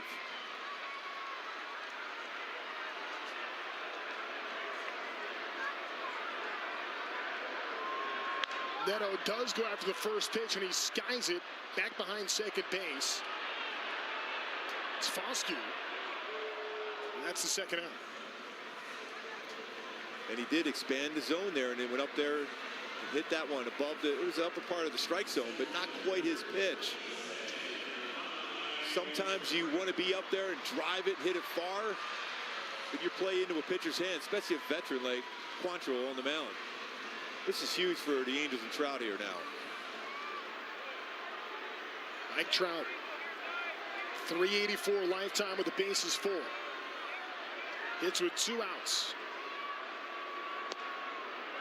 He lays off pitch 1, and it was low. Trout with a walk and a hit tonight.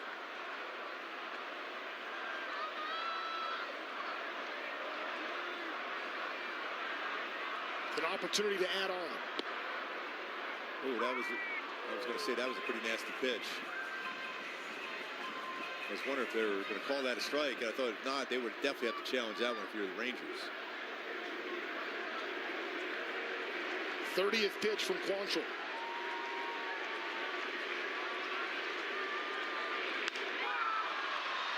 Shallow pop up in right field.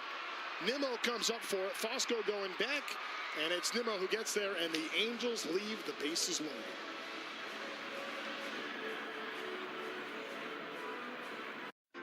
The Cubs are on fire and have turned 1060 West Addison Street, aka Wrigley Field, into the hottest address in baseball. This week, the Cubbies flew the W for the 15th straight time, their longest home winning streak since '08. And they're winning in dramatic fashion. Dansby's going to score. The Cubs are going to walk off the red. 4-ball game. 3 straight walk-off wins in the series against Cincinnati. At the center of it all is Nico Horner, flat out playing like the best second baseman in baseball. Shota Imanaga has been one of the game's best on the hill with a sub-2.5 ERA. With PCA doing PCA things in the field and a solid bullpen, this Cubs team looks built for the long haul. The NL Central has been baseball's toughest division. Will the Cubbies' home field advantage be the difference in the chase for the division crown?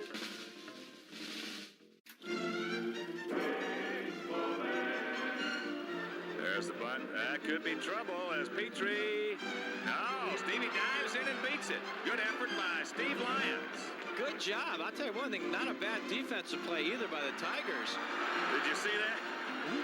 He's going to get the dirt out, and all of a sudden he unbuckled his pants and had a brain cramp. I don't think that's really the proper place to do that.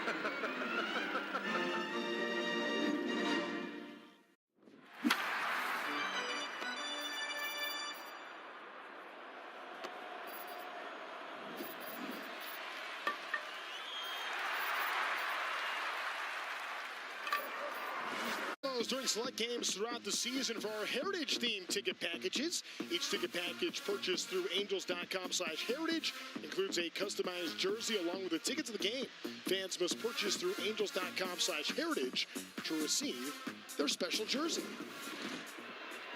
Grayson Rodriguez back out at the top of the sixth. Angels with a 6-3 lead. Halos, though, have had some chances. They've stranded 5 in the last 2 innings. Ezekiel Duran, the cleanup man, will bat for Texas.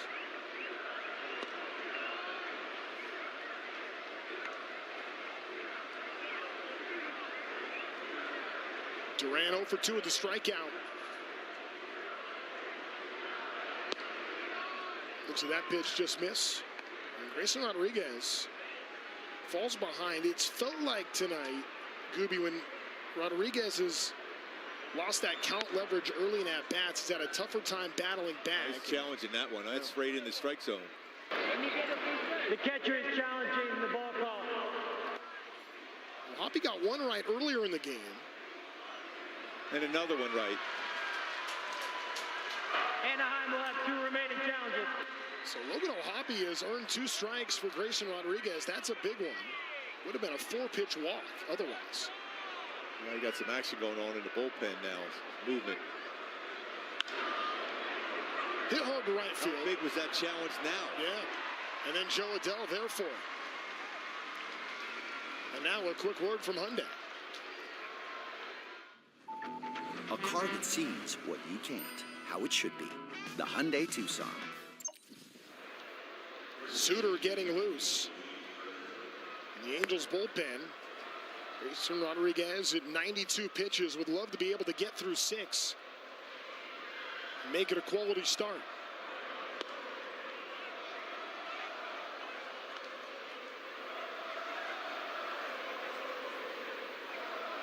You know, Hoppy has been working on a lot behind the plate this year as this ball is hit hard in the left field. That's going to get down. And that will get over the wall for a ground rule double. So Jake Berger is in scoring position here in the 6th inning, and now we're starting to see the clock tick on Grayson Rodriguez' night. It's his 17th extra base hit this year. 9 home runs now, 8 doubles. He stayed on that slider, middle part of the plate. Hits it hard right down in that corner for a double. 7 straight first pitch balls for Grayson Rodriguez. He's fallen behind a bunch. Goes after the first pitch. Ozuna hits it right over to Shawano on a foot race. Shawano able to beat him. Berger goes to third, but 2 gone. Big out there. Quick out also. Little surprising when Rodriguez has had the issues he's had on the first pitch to go swing at a first pitch when he's missed so many. And it was out of the strike zone too, by the way, that first pitch.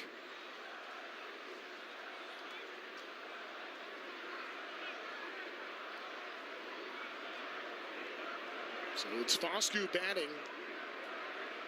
Runner at third, 2 outs. Siegelton scored back in the 4th.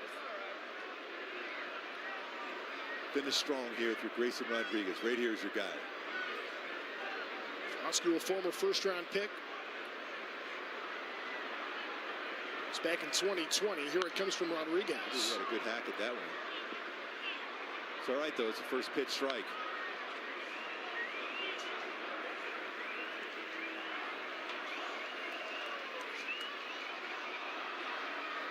Carter on deck with a left-handed Suter warming. Makes you think this is probably the final batter for Rodriguez. 0-1.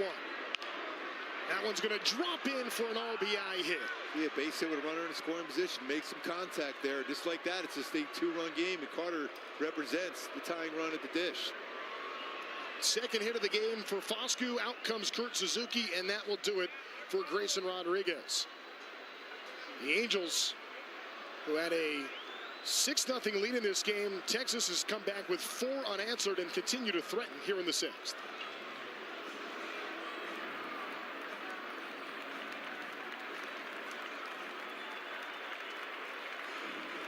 Here's Schwarber. Schwarber grounded out his first time up, and that ball's crushed deep to right field. Hernandez doesn't even move. It is long gone. It's off the roof of the pavilion in right field.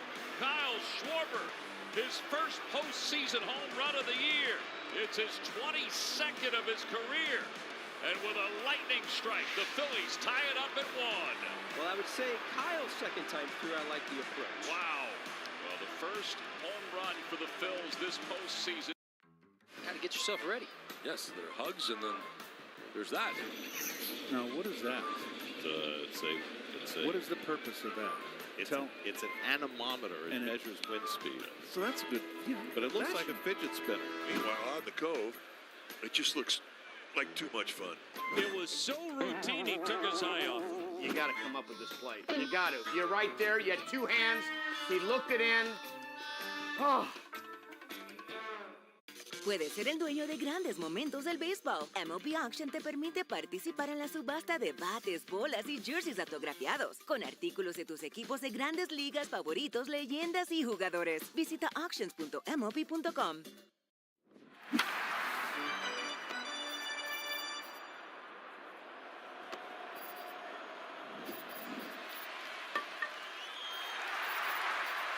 Is brought to you by Jack in the Box. Jack's new Smash Jack Sliders Munchie Meal with a chance to win the $75,000 prize for Jack's 75th anniversary.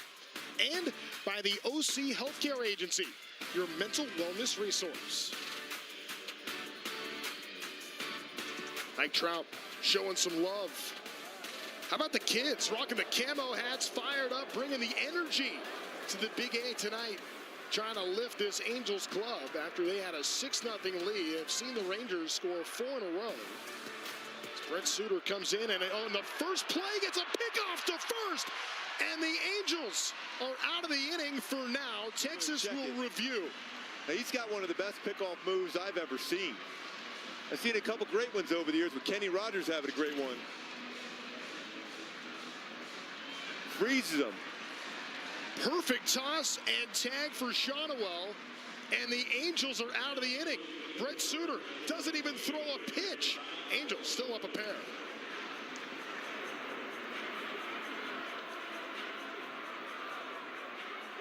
All right, Ryan, PSA dove in. Do we have them graded? We do. This is the first set of graded cards from the 2024 Topps MLB Network set. I'm so excited about this. Now, they all have the same grade, or? No. So one of us will be like the highest graded card. Could be. There could be multiple. So first up, we got Mark DeRosa. Of course, D-Rose a 10 out of 10. Handsome, athletic. All right.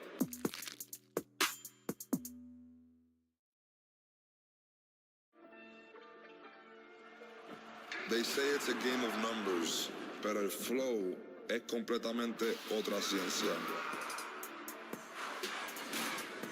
Esto es flow mayor. Moniak on the run, sliding grab, and he can't get it. It rolls up the line.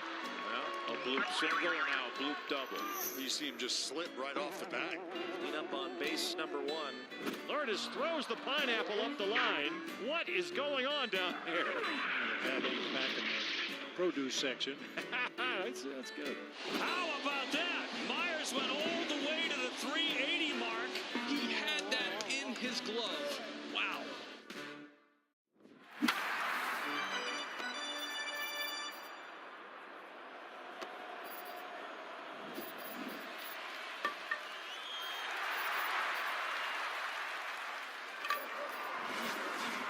Game tonight, the first of 3 with Texas, then the off day on Monday before a road trip with a stop to Detroit and then Tampa. Two teams going in very different directions. You're already hearing some of the Scooble trade chirping going on, while it feels like the Rays can't lose right now. Angels trying to protect a 6-4 lead, could use some insurance here from Nolan Shonowell, batting first.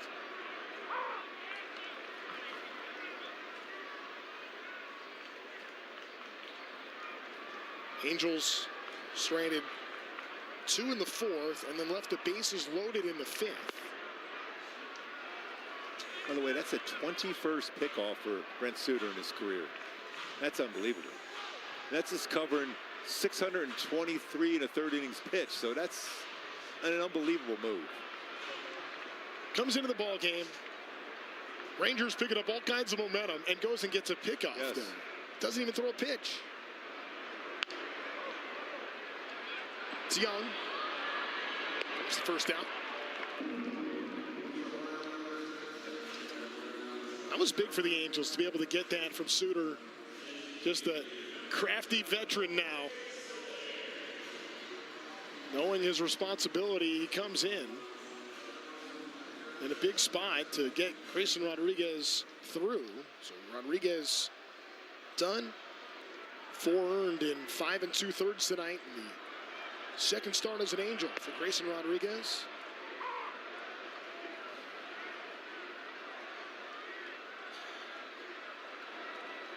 Rodriguez was on cruise control first time through the order. But then in that 4th inning, Brandon Nimmo's leadoff home run certainly changed things. Lifted the left. Back is Duran. In comes Ozuna. And there's the second out. Now a quick word from Jack in the Box. Get my new Smash Jack Sliders Munchie Meal for a chance to win $75,000. Welcome to Jack in the Box. Joe Adell is hitless so far tonight. 0 for 3. Bats with nobody on. Bottom of the 6th inning. Cal Quantrill, who has been used as a 3-inning guy more often than not out of the bullpen for Texas this year. This is 3rd inning of work. Yeah, he's been a starter throughout his career, so he definitely give you some length. He's found a way to get through these innings and put up some zeros. A lot of traffic against him, though. Angels were able to get to Jacob deGrom in his 3 innings. 6 hits, 6 runs, all in the first pitch of at-bats. 3 walks, 3 strikeouts, but 2 home runs, including Zach Neto's leadoff homer to start the ball game, and then Wade Meckler's 3-run shot, part of a 4-run first inning. As Neto looks on, trying to figure out what he wants to do in his next at-bat. 2-1. Hit hard by Joe Adell to right field. Doesn't have enough at the wall. No, it's caught. Nimmo robs Adell of a homer, who has been the robbery man of baseball this year. Adell gets a taste of his own medicine from Nimmo in right. They went back great on that one. They robbed that one. He's crushed.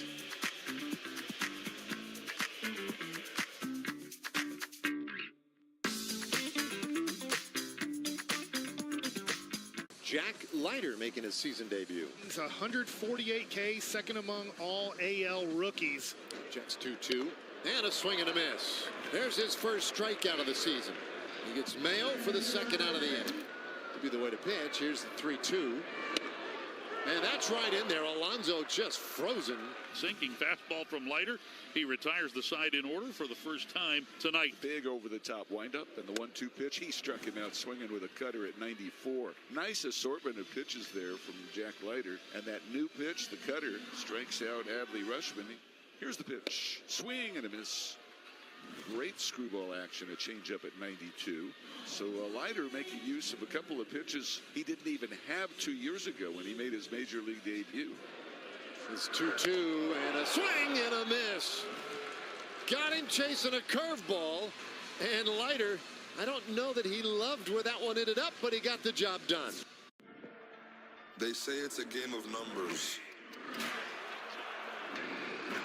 pero el flow es completamente otra ciencia. Mi trabajo es sencillo, cachar ese ritmo que solo nuestra gente tira y regarlo por toda la temporada. Flow mayor is where all those rhythms meet. Porque el flow no es de un solo jugador, es de un corillo entero que prende estadio. De San Diego a Santo Domingo y cada parada en el camino. Cuando estamos activos, la liga sube de nivel. Esto es Flow Mayor.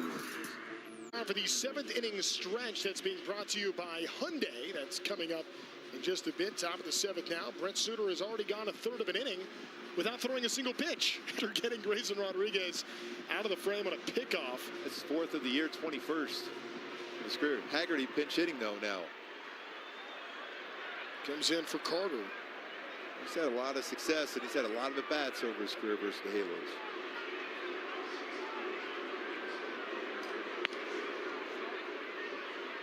Trying to get the right matchup. The Angels had the edge, and they brought Suter in to try to go left on left, and now a righty in there, and that's a strike.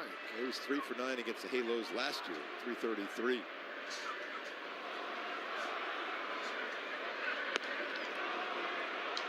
Will be interesting to see how Kurt Suzuki now manages the Angels bullpen here.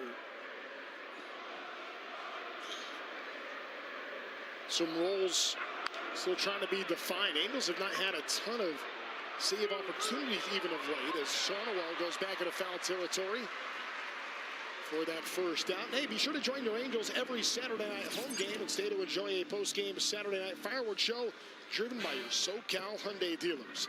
Visit angels.com/promotions for a list of Saturday night fireworks. Always great crowds for the fireworks.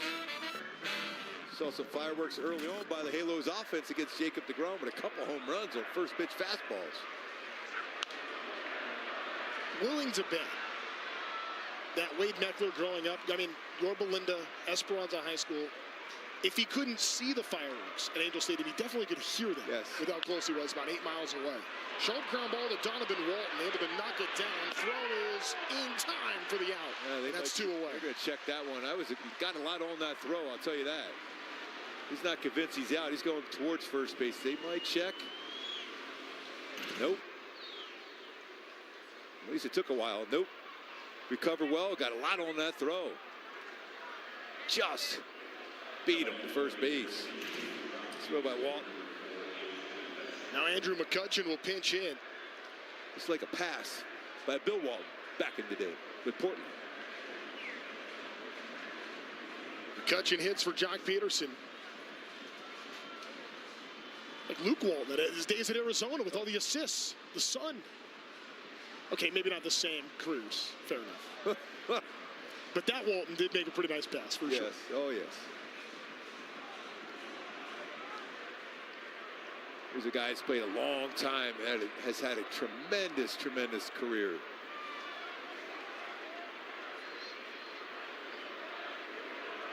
First pitch to McCutchen is low.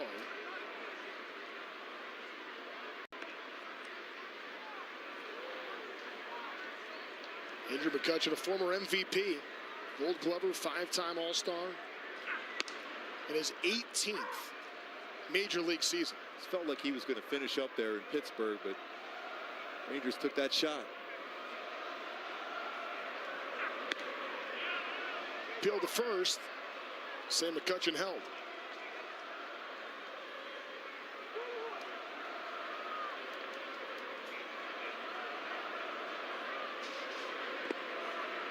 Suter trying to get the Angels through this 7th inning. And then you have to wonder, where do the Angels go in the bullpen after that, knowing Sam Bachman likely to be used, whether it be the 8th or the 9th. And you consider that this is McCutchen hitting, but knowing coming up young Nimmo Duran, they could use Bachman maybe very soon. And now Suter is going to give a free pass to McCutchen. He's on with a 2-out walk. Well, those 2-out walks always scare you. It's Taylor Saucedo. It's getting loose.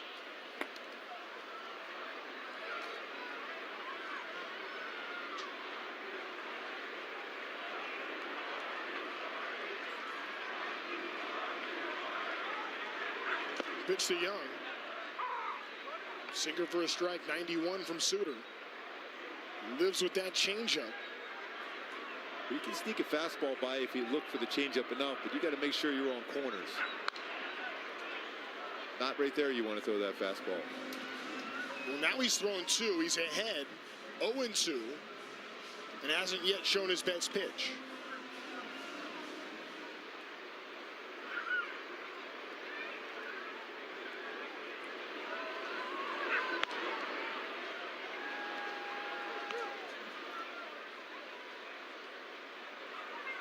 Tried to elevate a fastball, see if he get a chase, but well out of the strike zone. So Young's got to be thinking he's getting a changeup here. Ooh, pretty good pitch on that changeup. He's going to challenge. I think he's going to lose this challenge. Well, Hoppy got the first 2 right. Yeah, that one does look like it's catcher is challenging the ball call. Considering you haven't lost one yet, And in that situation, Anaheim has one remaining challenge. You can see why O'Hoppe would want to do it, but that one 2 inches down.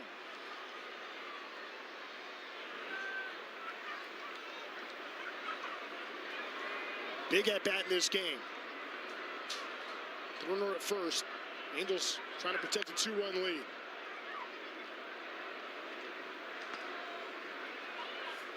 Ryan Zefferjan's been used back-to-back nights, as has Kirby Yates. Sam Bachman did not pitch last night after throwing 14 pitches for a hold on Wednesday. Chase Silseth has thrown 3 of the last 4. Well, he's laying off that changeup. He's just sitting fastball the whole at bat now.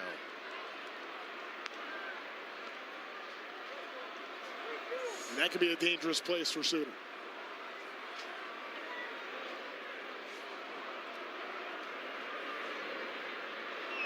(3-2). Hitting to right field, up for it is Adele. That will drop in front. So back-to-back reach with 2 outs. First, the walk to McCutcheon, and now Young is on with a single. And the Rangers have a threat, the possible tying run aboard. They're really, right now, when you look at this lineup, they're probably their most dangerous hitter. And out comes Kurt Suzuki, and that's going to be it. For Brett Suter, he's going to go to the bullpen. Saucedo will enter in a tight spot for the Angels here in the 7th.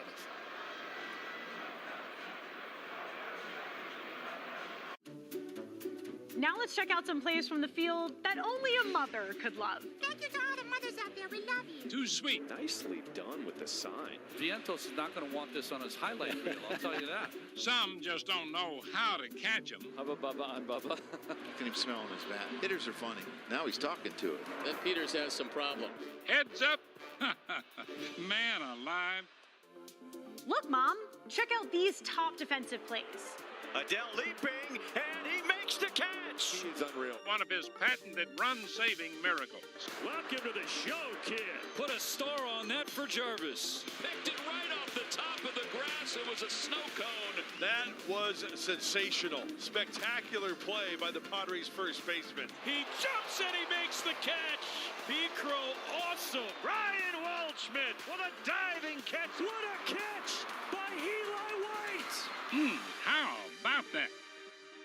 Puedes ser el dueño de grandes momentos del béisbol. MLB Auction te permite participar en la subasta de bates, bolas y jerseys autografiados, con artículos de tus equipos de grandes ligas favoritos, leyendas y jugadores. Visita auctions.mlb.com.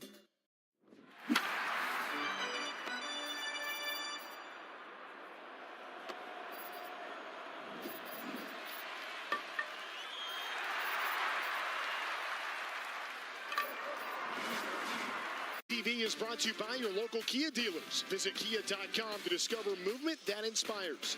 By the Wells Fargo Active Cash Credit Card. Earn unlimited 2% cash rewards on purchases. Terms apply. And by StubHub, a proud partner of Angels Baseball. Big spot for Taylor Saucedo, 32-year-old left-hander, coming into this game with 2 on, 2 out, and a 2-run lead in the top of the 7th. Saucedo making his 3rd appearance as an Angel. Pitched for a number of years. The Seattle Mariners, was in Toronto before that, known as a ground ball guy.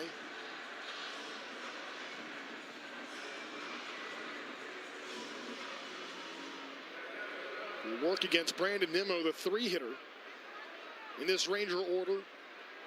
Weren't even sure if Nimmo was going to be in the lineup tonight due to some injuries, but he's playing. Now in a big spot. Goes after the first pitch and taps it back foul.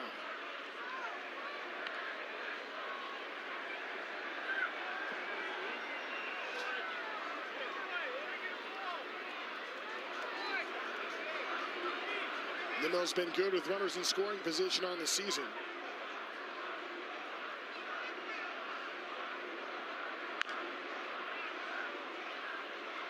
What do you expect from Saucedo here now ahead 0-2? This one's got to be off the plate and down. This one, that was a little bit too much to the plate there. That's a scary pitch.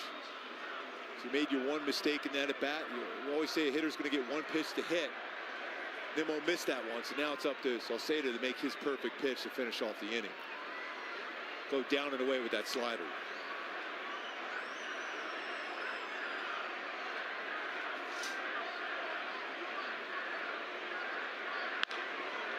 Hit hard towards the gap. Back for it is Adele. He's not going to get there. That's going to drop in. He cuts it off before the wall. Being waved around is Young. It's going to be a close play at the plate. The tag is... Got him! In time! What a relay on that one. Hopefully O'Hoppy's okay, because that's right on that wrist area. O'Hoppy took a shot. The Angels keep the lead. And a heck of a relay. Adele to Neto to O'Hoppy. I mean, great play by Joe Adele to cut that off before it got to the wall. And then a perfect throw from Neto. Right on the throw, right on the tag, and controlled the baseball. I don't know how he's able to do that, too, because that's right at the same time. But what a throw. Talk about textbook. As far as a relay, that was it. All right, it is time now for our Hyundai 7th inning stretch. And my goodness, what a moment after we just saw the Angels see the lead almost evaporate right there. But going across Major League Baseball tonight, how about Garrett Cole making a return? Last time he pitched was in the 2024 World Series. 6 scoreless tonight for the Yankees. Well, he had to work it too. His fastball, look how true that fastball out of his hand on that same plane all the way through. He dominated in 6 scoreless innings. Back with the Yankees. Meanwhile, kid. Christopher Sanchez, I mean, this is just unbelievable what he's got going right now. 37 2/3 consecutive scoreless innings. And he can almost tell the batter he's throwing a changeup. His changeup is absolutely unhittable. It is an unhittable pitch. He has been fantastic for the Phillies. They lost again, though, tonight, 1-0 to Cleveland. Wow, I mean, crazy stuff happening tonight. It has been a wild one. Angels jumped out to a 6-0 lead in this game. Now the Rangers have come back with 5 halos, fortunate to protect a 1-run lead right now. Gooby, the Angels need to get the bats going a little bit to create a little bit of a buffer now for the bullpen. Brent, they've had many opportunities to add on and separate themselves. They've let the Rangers stay close, and now all of a sudden it is a 1-run game. We got a good one, and we'll have it for you continuing right after this here on ABTV. Te encantan los jugadores. Te encanta el juego. ¡Y se fue! Ahora puedes ser el dueño de grandes momentos del béisbol. MLB Auction te permite participar en la subasta de bates, bolas, jerseys autografiados y más, con artículos de tus equipos de grandes ligas favoritos, leyendas y jugadores agregados toda la temporada. Cada artículo es autenticado por MLB para asegurar que lo que llega directamente a tu hogar es original. ¿Quieres una parte del juego? Visita auctions.mlb.com. The party going for the Angels in the first inning. Diving catch, then a 3-run homer. Again goes after the first pitch, hits it over to Berger, and there's a quick first out. Boy, if you're the Rangers right now, you're feeling pretty good about yourselves. Getting a quick out there. It's going to be really, really important that the Halos find a way to score in this inning to turn that tide around. Jalen Beeks just came into the game. 1 pitch, 1 out. Bullpen's been pretty good this year. Rangers also making some defensive adjustments. Osuna goes from left to center. Haggerty, who pinch hit for Carter now in left field, taking Osuna's spot. Beeks fastball, 93-96 with a cutter, curveball, changeup.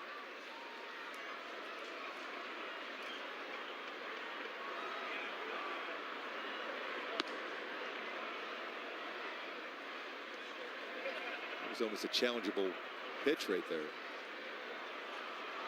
Peraza will take it, and Halos. Peraza's had 2 hits in this game. Now a 2-0 count. Seen Peraza play some pretty good defense over at second base tonight as well, hitting .271 on the year.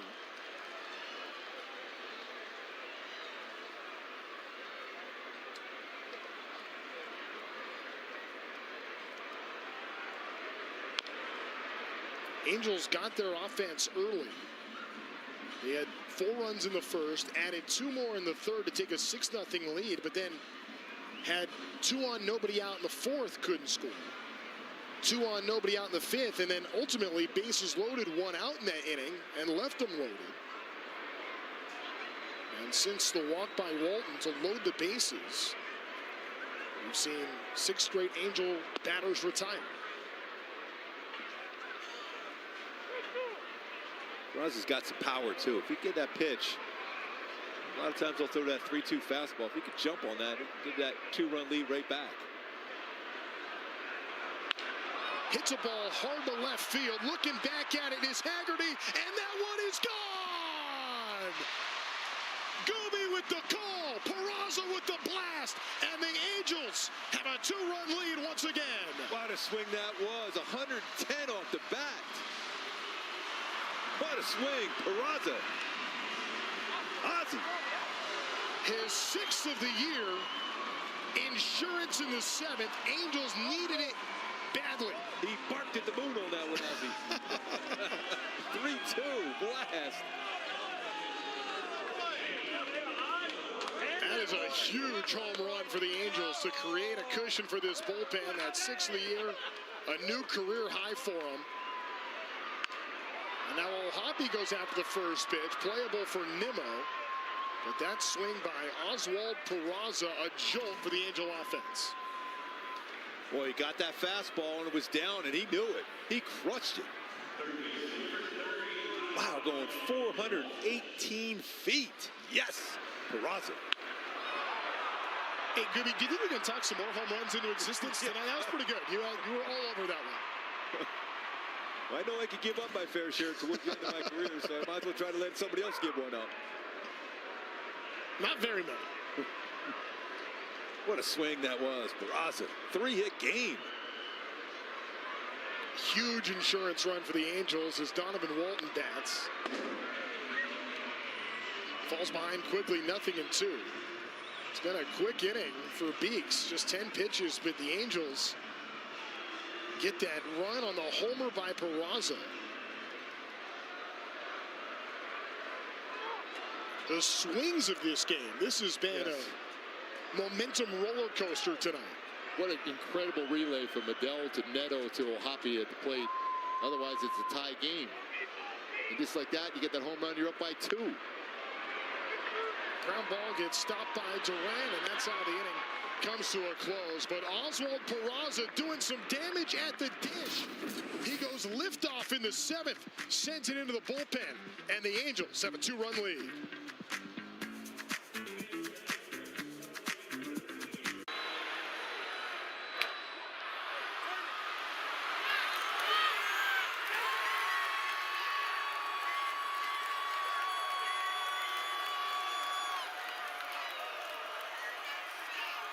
In the air, making the catch. Second baseman Cole Young.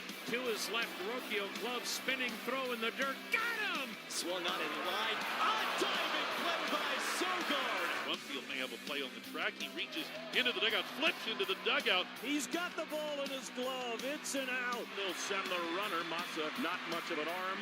The tag is hit time! Ground ball. Diving stop. Clement to second one. Hard ground ball to the hole, handled by Wells from deep in the hole. He throws out Mayo. And now a bunt. Popped up. Valenzuela makes the play. And Rengifo around first. Here's his throw to second. On the money. Get him. I don't know that anybody does it better than Ian Happ. Caught by Shadowell. Leaping grab to Rob Soderstrom. Trying to make a shoestring catch. He's got it. Peters makes the catch. What a play. That's in the shallow left field. Run down by Pena. Dive. The name of the business is Legacy Catering. We all were talking about how Mom taught us all how to cook. She was a cook at the public school system for ages. So we all started cooking with her. So we decided, to do the business. So we went to figure out what we're gonna call it. So we said, let's cook in honor of, our mother. So that's when Legacy came in. And just remember that Legacy Catering is about people, and this is what barbecuing is all about. And this is why we love it. Visit angels.com/ticket plans or call 7144-ANGELS for more info on the ticket package. It's best for you in 2026. Pick the games and don't miss out on great seats at the best price. Visit angels.com/ticket plans or call 7144-ANGELS. It's a high leverage spot. That's why you're seeing Sam Bachman here in the 8th inning. Duran, Berger, Osuna. 4, 5, 6 in the Texas order. And on the first pitch, a flare back for Peraza. Let's go back to the top of the 7th inning, how the Angels were able to preserve the lead, a run scores, but how about this relay? Trent, I'll tell you, it all starts with Adele cutting that baseball off before it gets to the wall. If it gets to the wall, that's going to be a run scored in a tie ball game. Quickly into Neto, but he's already turning his body, and a perfect throw and a tag, and hopefully Logan O'Hoppy's going to be all right. He's out of the game right now, but that was a perfect play by Adele to cut that off the wall, and a great relay by Neto. Just a great relay. I love when I watch infielders. They start turning their body as the throw is coming in, so they're a direct path to the throw to the plate. Perfect textbook. It's like the Tom Amansky special, where that came to be. And now we just saw Sebastian Rivera come into the game. That's part one of the equation, was an outstanding relay to keep the lead. Now the other question is, well, how's Logan O'Hoppy doing? And be able to control and hang on to that baseball, too, because that throw is right there as a runner sliding in. I mean, the rules now for the catcher, too. I know it's been a few years of the rule changes, but to play that perfectly, not blocking the plate, but still, I mean, collisions can happen. And O'Hoppy took a shot, now has left the game. I'm still amazed how he held on to that baseball. Remember, he had that big 2-run single earlier in the game, too. And it's been tough going for O'Hoppy of late at the plate. You just hope everything's all right, because those 2 RBIs, big for O'Hoppy. He had not driven in a run in 15 games. So we got him to go after that slider. Really sharp spin on that slider. If he goes back to it again. Bachman's 2-2. Tried it. He didn't go after it this time. Got to go after him right now. Berger's been a dangerous hitter for the Texas Rangers. He's driven in 33 runs this year.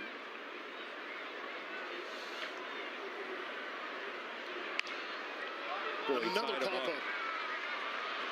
Peraza calls off Neto, and 2 gone. Yeah, that's important, those two, that conversation. Remember on that game in New York where there's a little communication breakdown. It was good communication between those two. Remind you to stick around after the game. Angels Live post-game presented by Kia. Think there's anything to discuss tonight? Afterwards, Erica and Tim Salmon? Yeah, we might talk about that left fielder out there too, maybe just a little bit. Unbelievable. What about Peraza too?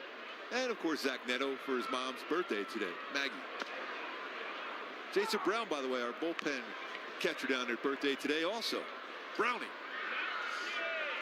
I was wondering why you guys were all having cake. I was hoping you'd send some my direction, but to wait till next time. Well, you got a whole year to worry about. That's right.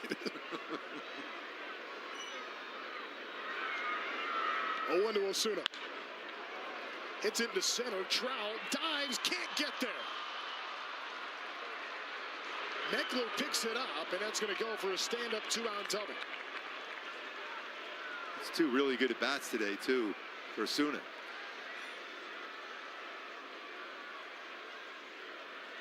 Ball was hit hard and going away from Trout in center field, even though he's shading that way. His left-handed bat, you can see how it's just drifting away from Trout. I mean, we've seen the elite speed from Mike Trout this year.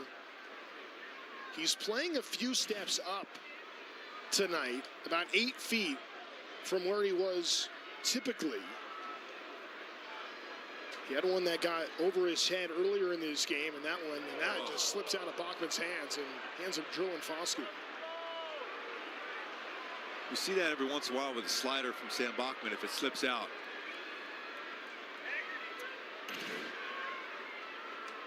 Now all of a sudden the Angels in a precarious position as Mike Maddox is going to go settle down. Sam Bachman, who has been the Angels' best reliever this season.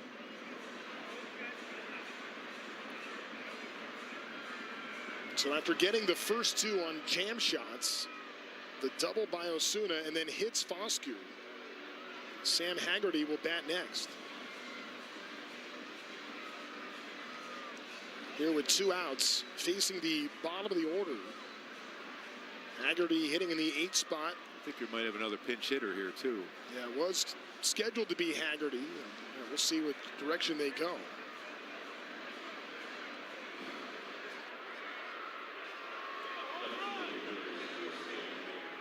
So Haggerty will bat here.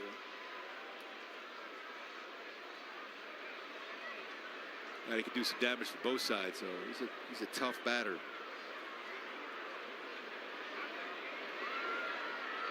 Goes after the first pitch. Stopped by Peraza in a second. Peraza got there. What a play. I love his reaction to. There's no way he made that play. That ball was in the outfield grass. Wow. Home run, last half inning, and what a defensive play. You talk about defensive run saved. That is one right there.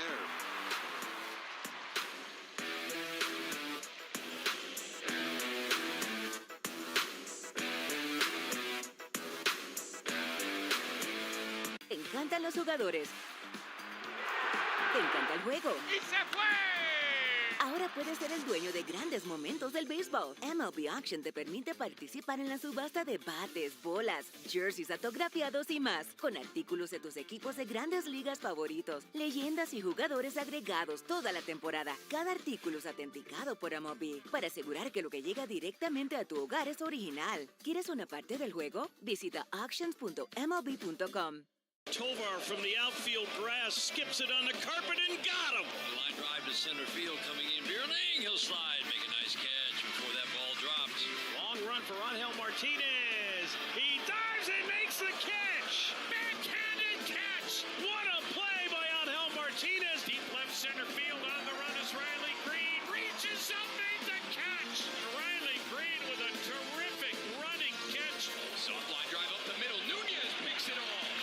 Covering ground to his right. Riley charging. Bare hand. Got him. What a play by Austin Riley. Beautiful play by Vientos, and that keeps the Mets in front. Ground ball to first Kurtz. Gets there, and he's going to have to throw off balance. What a great play. There's a hot shot, deep short, backhanded by Wynn. To his feet. He throws him out, my friend. This Wynn has a rifle. Hard to third. Arenado's got it. Oh, boy, did he snag that one. What a play. And he saved a run.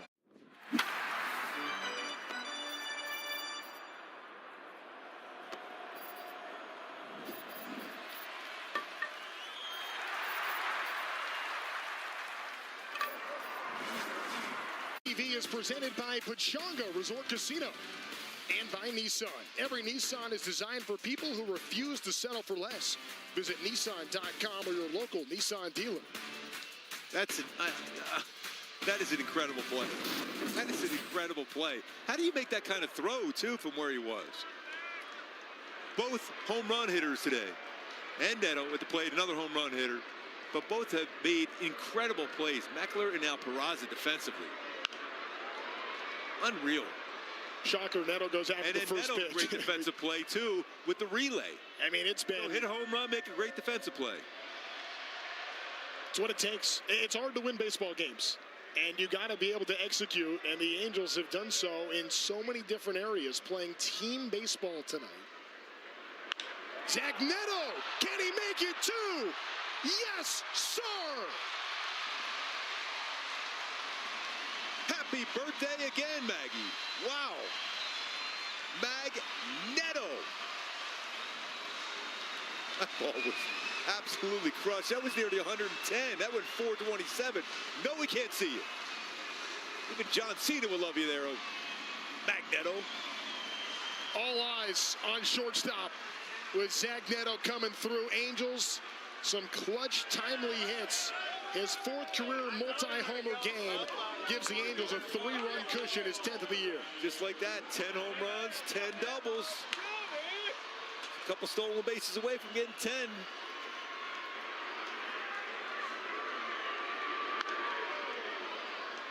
I mean, this ball by Zach Neto, crushed. Oh, with some lift to it, too. He knew it immediately, and so did Haggerty, who did give a courtesy step. Well, you always appreciate that as a pitcher. Wasn't much. So Peraza and Neto. And that's not the only highlight on that play. Whoa, Ryan Zeferjan. Oh, he goes a little rock chalk Jayhawk on it. He trusts the process. Great defense all around, and now Mike Trout shoots the ball towards the gap the other way. He turns for second, has himself a stand-up double. It's 2 baseballs have been crushed this half inning already for the Halos. That was 110 off the bat of Trout. Neto was 110 on a home run. So a 2-hit game for Trout. I mean, Peraza's defense, Neto's defense and the homers, Meckler defense and homers. It takes a village, and the Angels are continuing to threaten here with the 3-run lead in the 8th. 12 hits tonight for Angel batters. And the way the Rangers keep coming back, you just got to keep adding on here, though. Well, you wonder, too, do you go back to Sam Bachman in the 9th inning? Even if it's not necessarily a save situation, say the Angels get one more, make it 9-5, it's Mitch Ferris who's getting one now. I think if that lead expands here, Bachman's still got that game face going. And he's always pacing in that dugout. It's like a football player. And for this Angels team that has had a real tough time getting saves this year, even if it does get to 4, it would still feel like a save situation, even if not official. Angels still needing to find a way to cash in. They've left some money out there tonight. They left the bases loaded in the 5th, 2 on, nobody out. In the 4th inning, couldn't bring runs in. They've scored 8. I'll tell you what, it's amazing when you have 3 guys have hit home runs today, and all 3 have made outstanding defensive plays to go with it. I mean, that's not easy to do. I mean, Meckler's play was unreal. Neto's relay was unreal. Peraza's play was impossible. Close shave on Shonowell, loses his helmet in the process.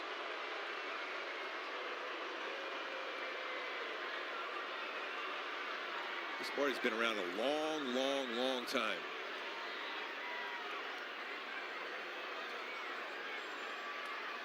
So he'll take a breath. A lot of times you jar your neck too, getting out of the way of that up and in like that too. That's why you're seeing that reaction by Shonowell. Where that ball was, just protect mode. Now it's 3-2. Shonowell gets a base hit. Trout takes the turn. He will score. Shonowell comes through clutch. And the Angels lead grows. It's 9-5 in the 8th. Yeah, he's loving that feeling, picking up an RBI 23rd, second hit of the day. And I just love watching Trout cut corners on bases. Once I got through the infield, there was no chance even thinking about making a throw. After getting that up and in fastball, ground ball through the hole, then you see Trout cutting that corner easily, comes in with another run. Pump that iron. Nolan Shonowell. It's good to see some smiles in that dugout. They've been fighting for the right to party. Yes. That's what we've seen tonight. Hey, get your group tickets today and experience the excitement of Angels baseball with your group of 20 or more. Tickets start at $7 per seat when you visit angels.com/groups. Call 714-4ANGELS or visit angels.com today.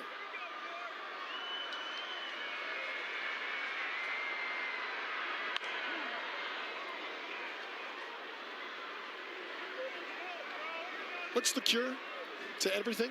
Winning baseball games? Angels trying to find a way to win this one tonight. I'll tell you what, some good swings, some power swings, but the defense too. I mean, you're talking about some run-saving defense.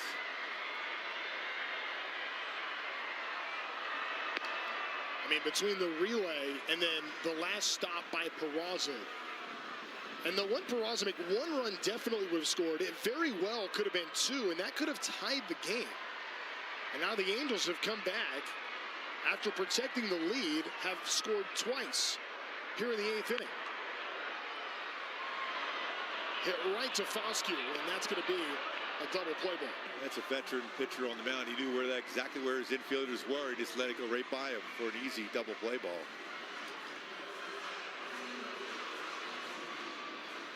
On that relay, for Joe Adell to be able to cut the ball off to make the throw. And you said it, if that ball gets the wall, it's a run for sure. And then we're talking about, again, a tied game. The defense coming up. And just never give up on the play. That's the thing that Joe Adell did. That was such a good play. And it won't even go into, I know a lot of people want to talk about it because they'll talk about the relay throw from Neto, but it's him cutting that baseball off before it hits the wall was really the key for everything working there. Adell is 0 for 4 tonight with a ball that he hit 115 miles an hour and then a home run that got robbed.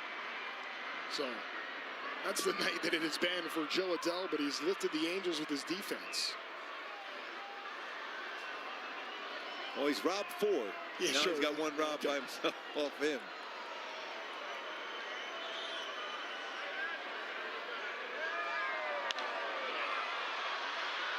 Hit right to Osuna. And that will be the final out in the inning. But the Angels tack on 2 runs of insurance. They take a 4-run lead to the 9th inning. Coming up next. Gosh, we've gone to Sea Dogs games since we were kids. I've been coming to see the Sea Dogs for the last 30 years. Great experience. Everybody here is just bends over backwards to help people out and wish the world was like it is right here at the ballpark. We've always wanted to be more than just a baseball team. We want to be strong, active, contributing members of the community. And I think that effort is seen by the people and the fans, and they want to support that effort. The MLB app. Yeah, it's got game. This game. These games. All the games. Pre-game, post-game, and everything in between. This is baseball your way. With real-time stats, scores, breaking news, and custom content that hits every time.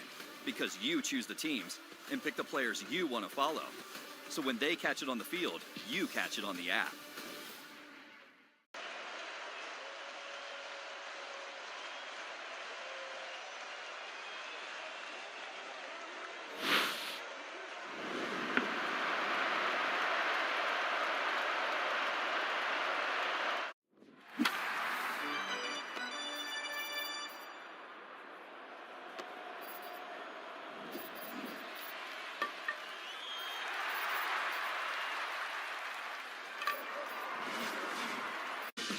What a night it's been for the Angels. Started with Wade Meckler, the Anaheim native, in his Angel debut. Then in the home half of the first, Zach Neto goes after the first pitch. He hits it out. Meckler hits a 3-run blast on his first pitch.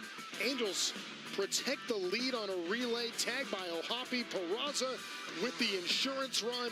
A no-doubt blast. And then with the glove, flashing the leather, somehow gets to this baseball. Makes the flip to Neto, who then sends one liftoff for the second time in the ball game tonight. And the Angels have a 9-5 lead. Oswald Peraza and Zach Neto make it up. The Angels middle infield. Mitch Ferris comes into the game. First pitch he deals, hits it to left field. Siri comes in and he'll stare at that one sail into the bullpen. Oh, he's got a lot of power down at that bottom of the order. He's had some success over his career against the Halos. Just like that, Texas just won't go away quietly. So the Angels, who have not had a save in 17 days, won't have one here as Bachman comes out of the game. Ferris comes in, and the very first pitch leaves the ballpark.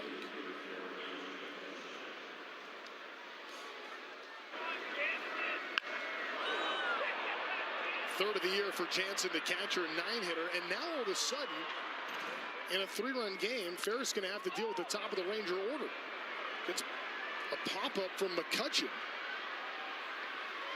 Peraza is there for out number 1. We're going back to a Hyundai key for the game today for the Halos, and it's you got to fight for your right to party. So far, they've been fighting with the long ball and some outstanding defense today by the Halos in the infield and Meckler in the outfield.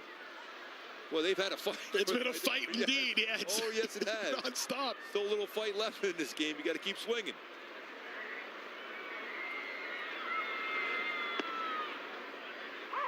A strike, even though it popped down to the glove of Rivera.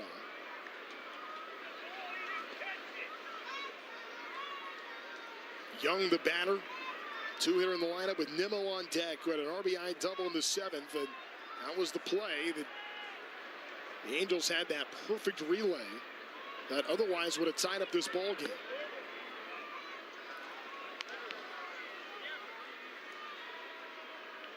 Made an incredible throw from Neto to go with the 2 home runs. Joe Waddell getting to that baseball to start it. Hit over to Walton. Tell you what, I like his arm. Wow, I mentioned he played a number of different positions. So he's played the outfield. He's played all 3 infield positions. He's got a great arm. Angels now 1 out away as Texas sends Brandon Nimmo to the batter's box.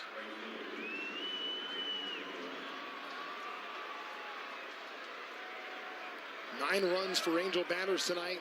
A season high here at the Big A. And most of the game since they had 9 at the end of April in Kansas City. Mitch Ferris trying to make sure 9 is enough. Pitching with a 3-run lead. Halos have gotten 26 outs, trying to make it 27 is Ferris.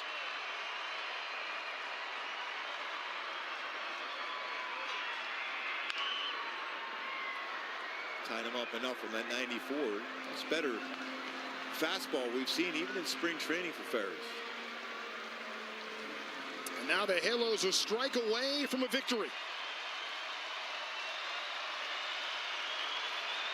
As the Big A rises to its feet.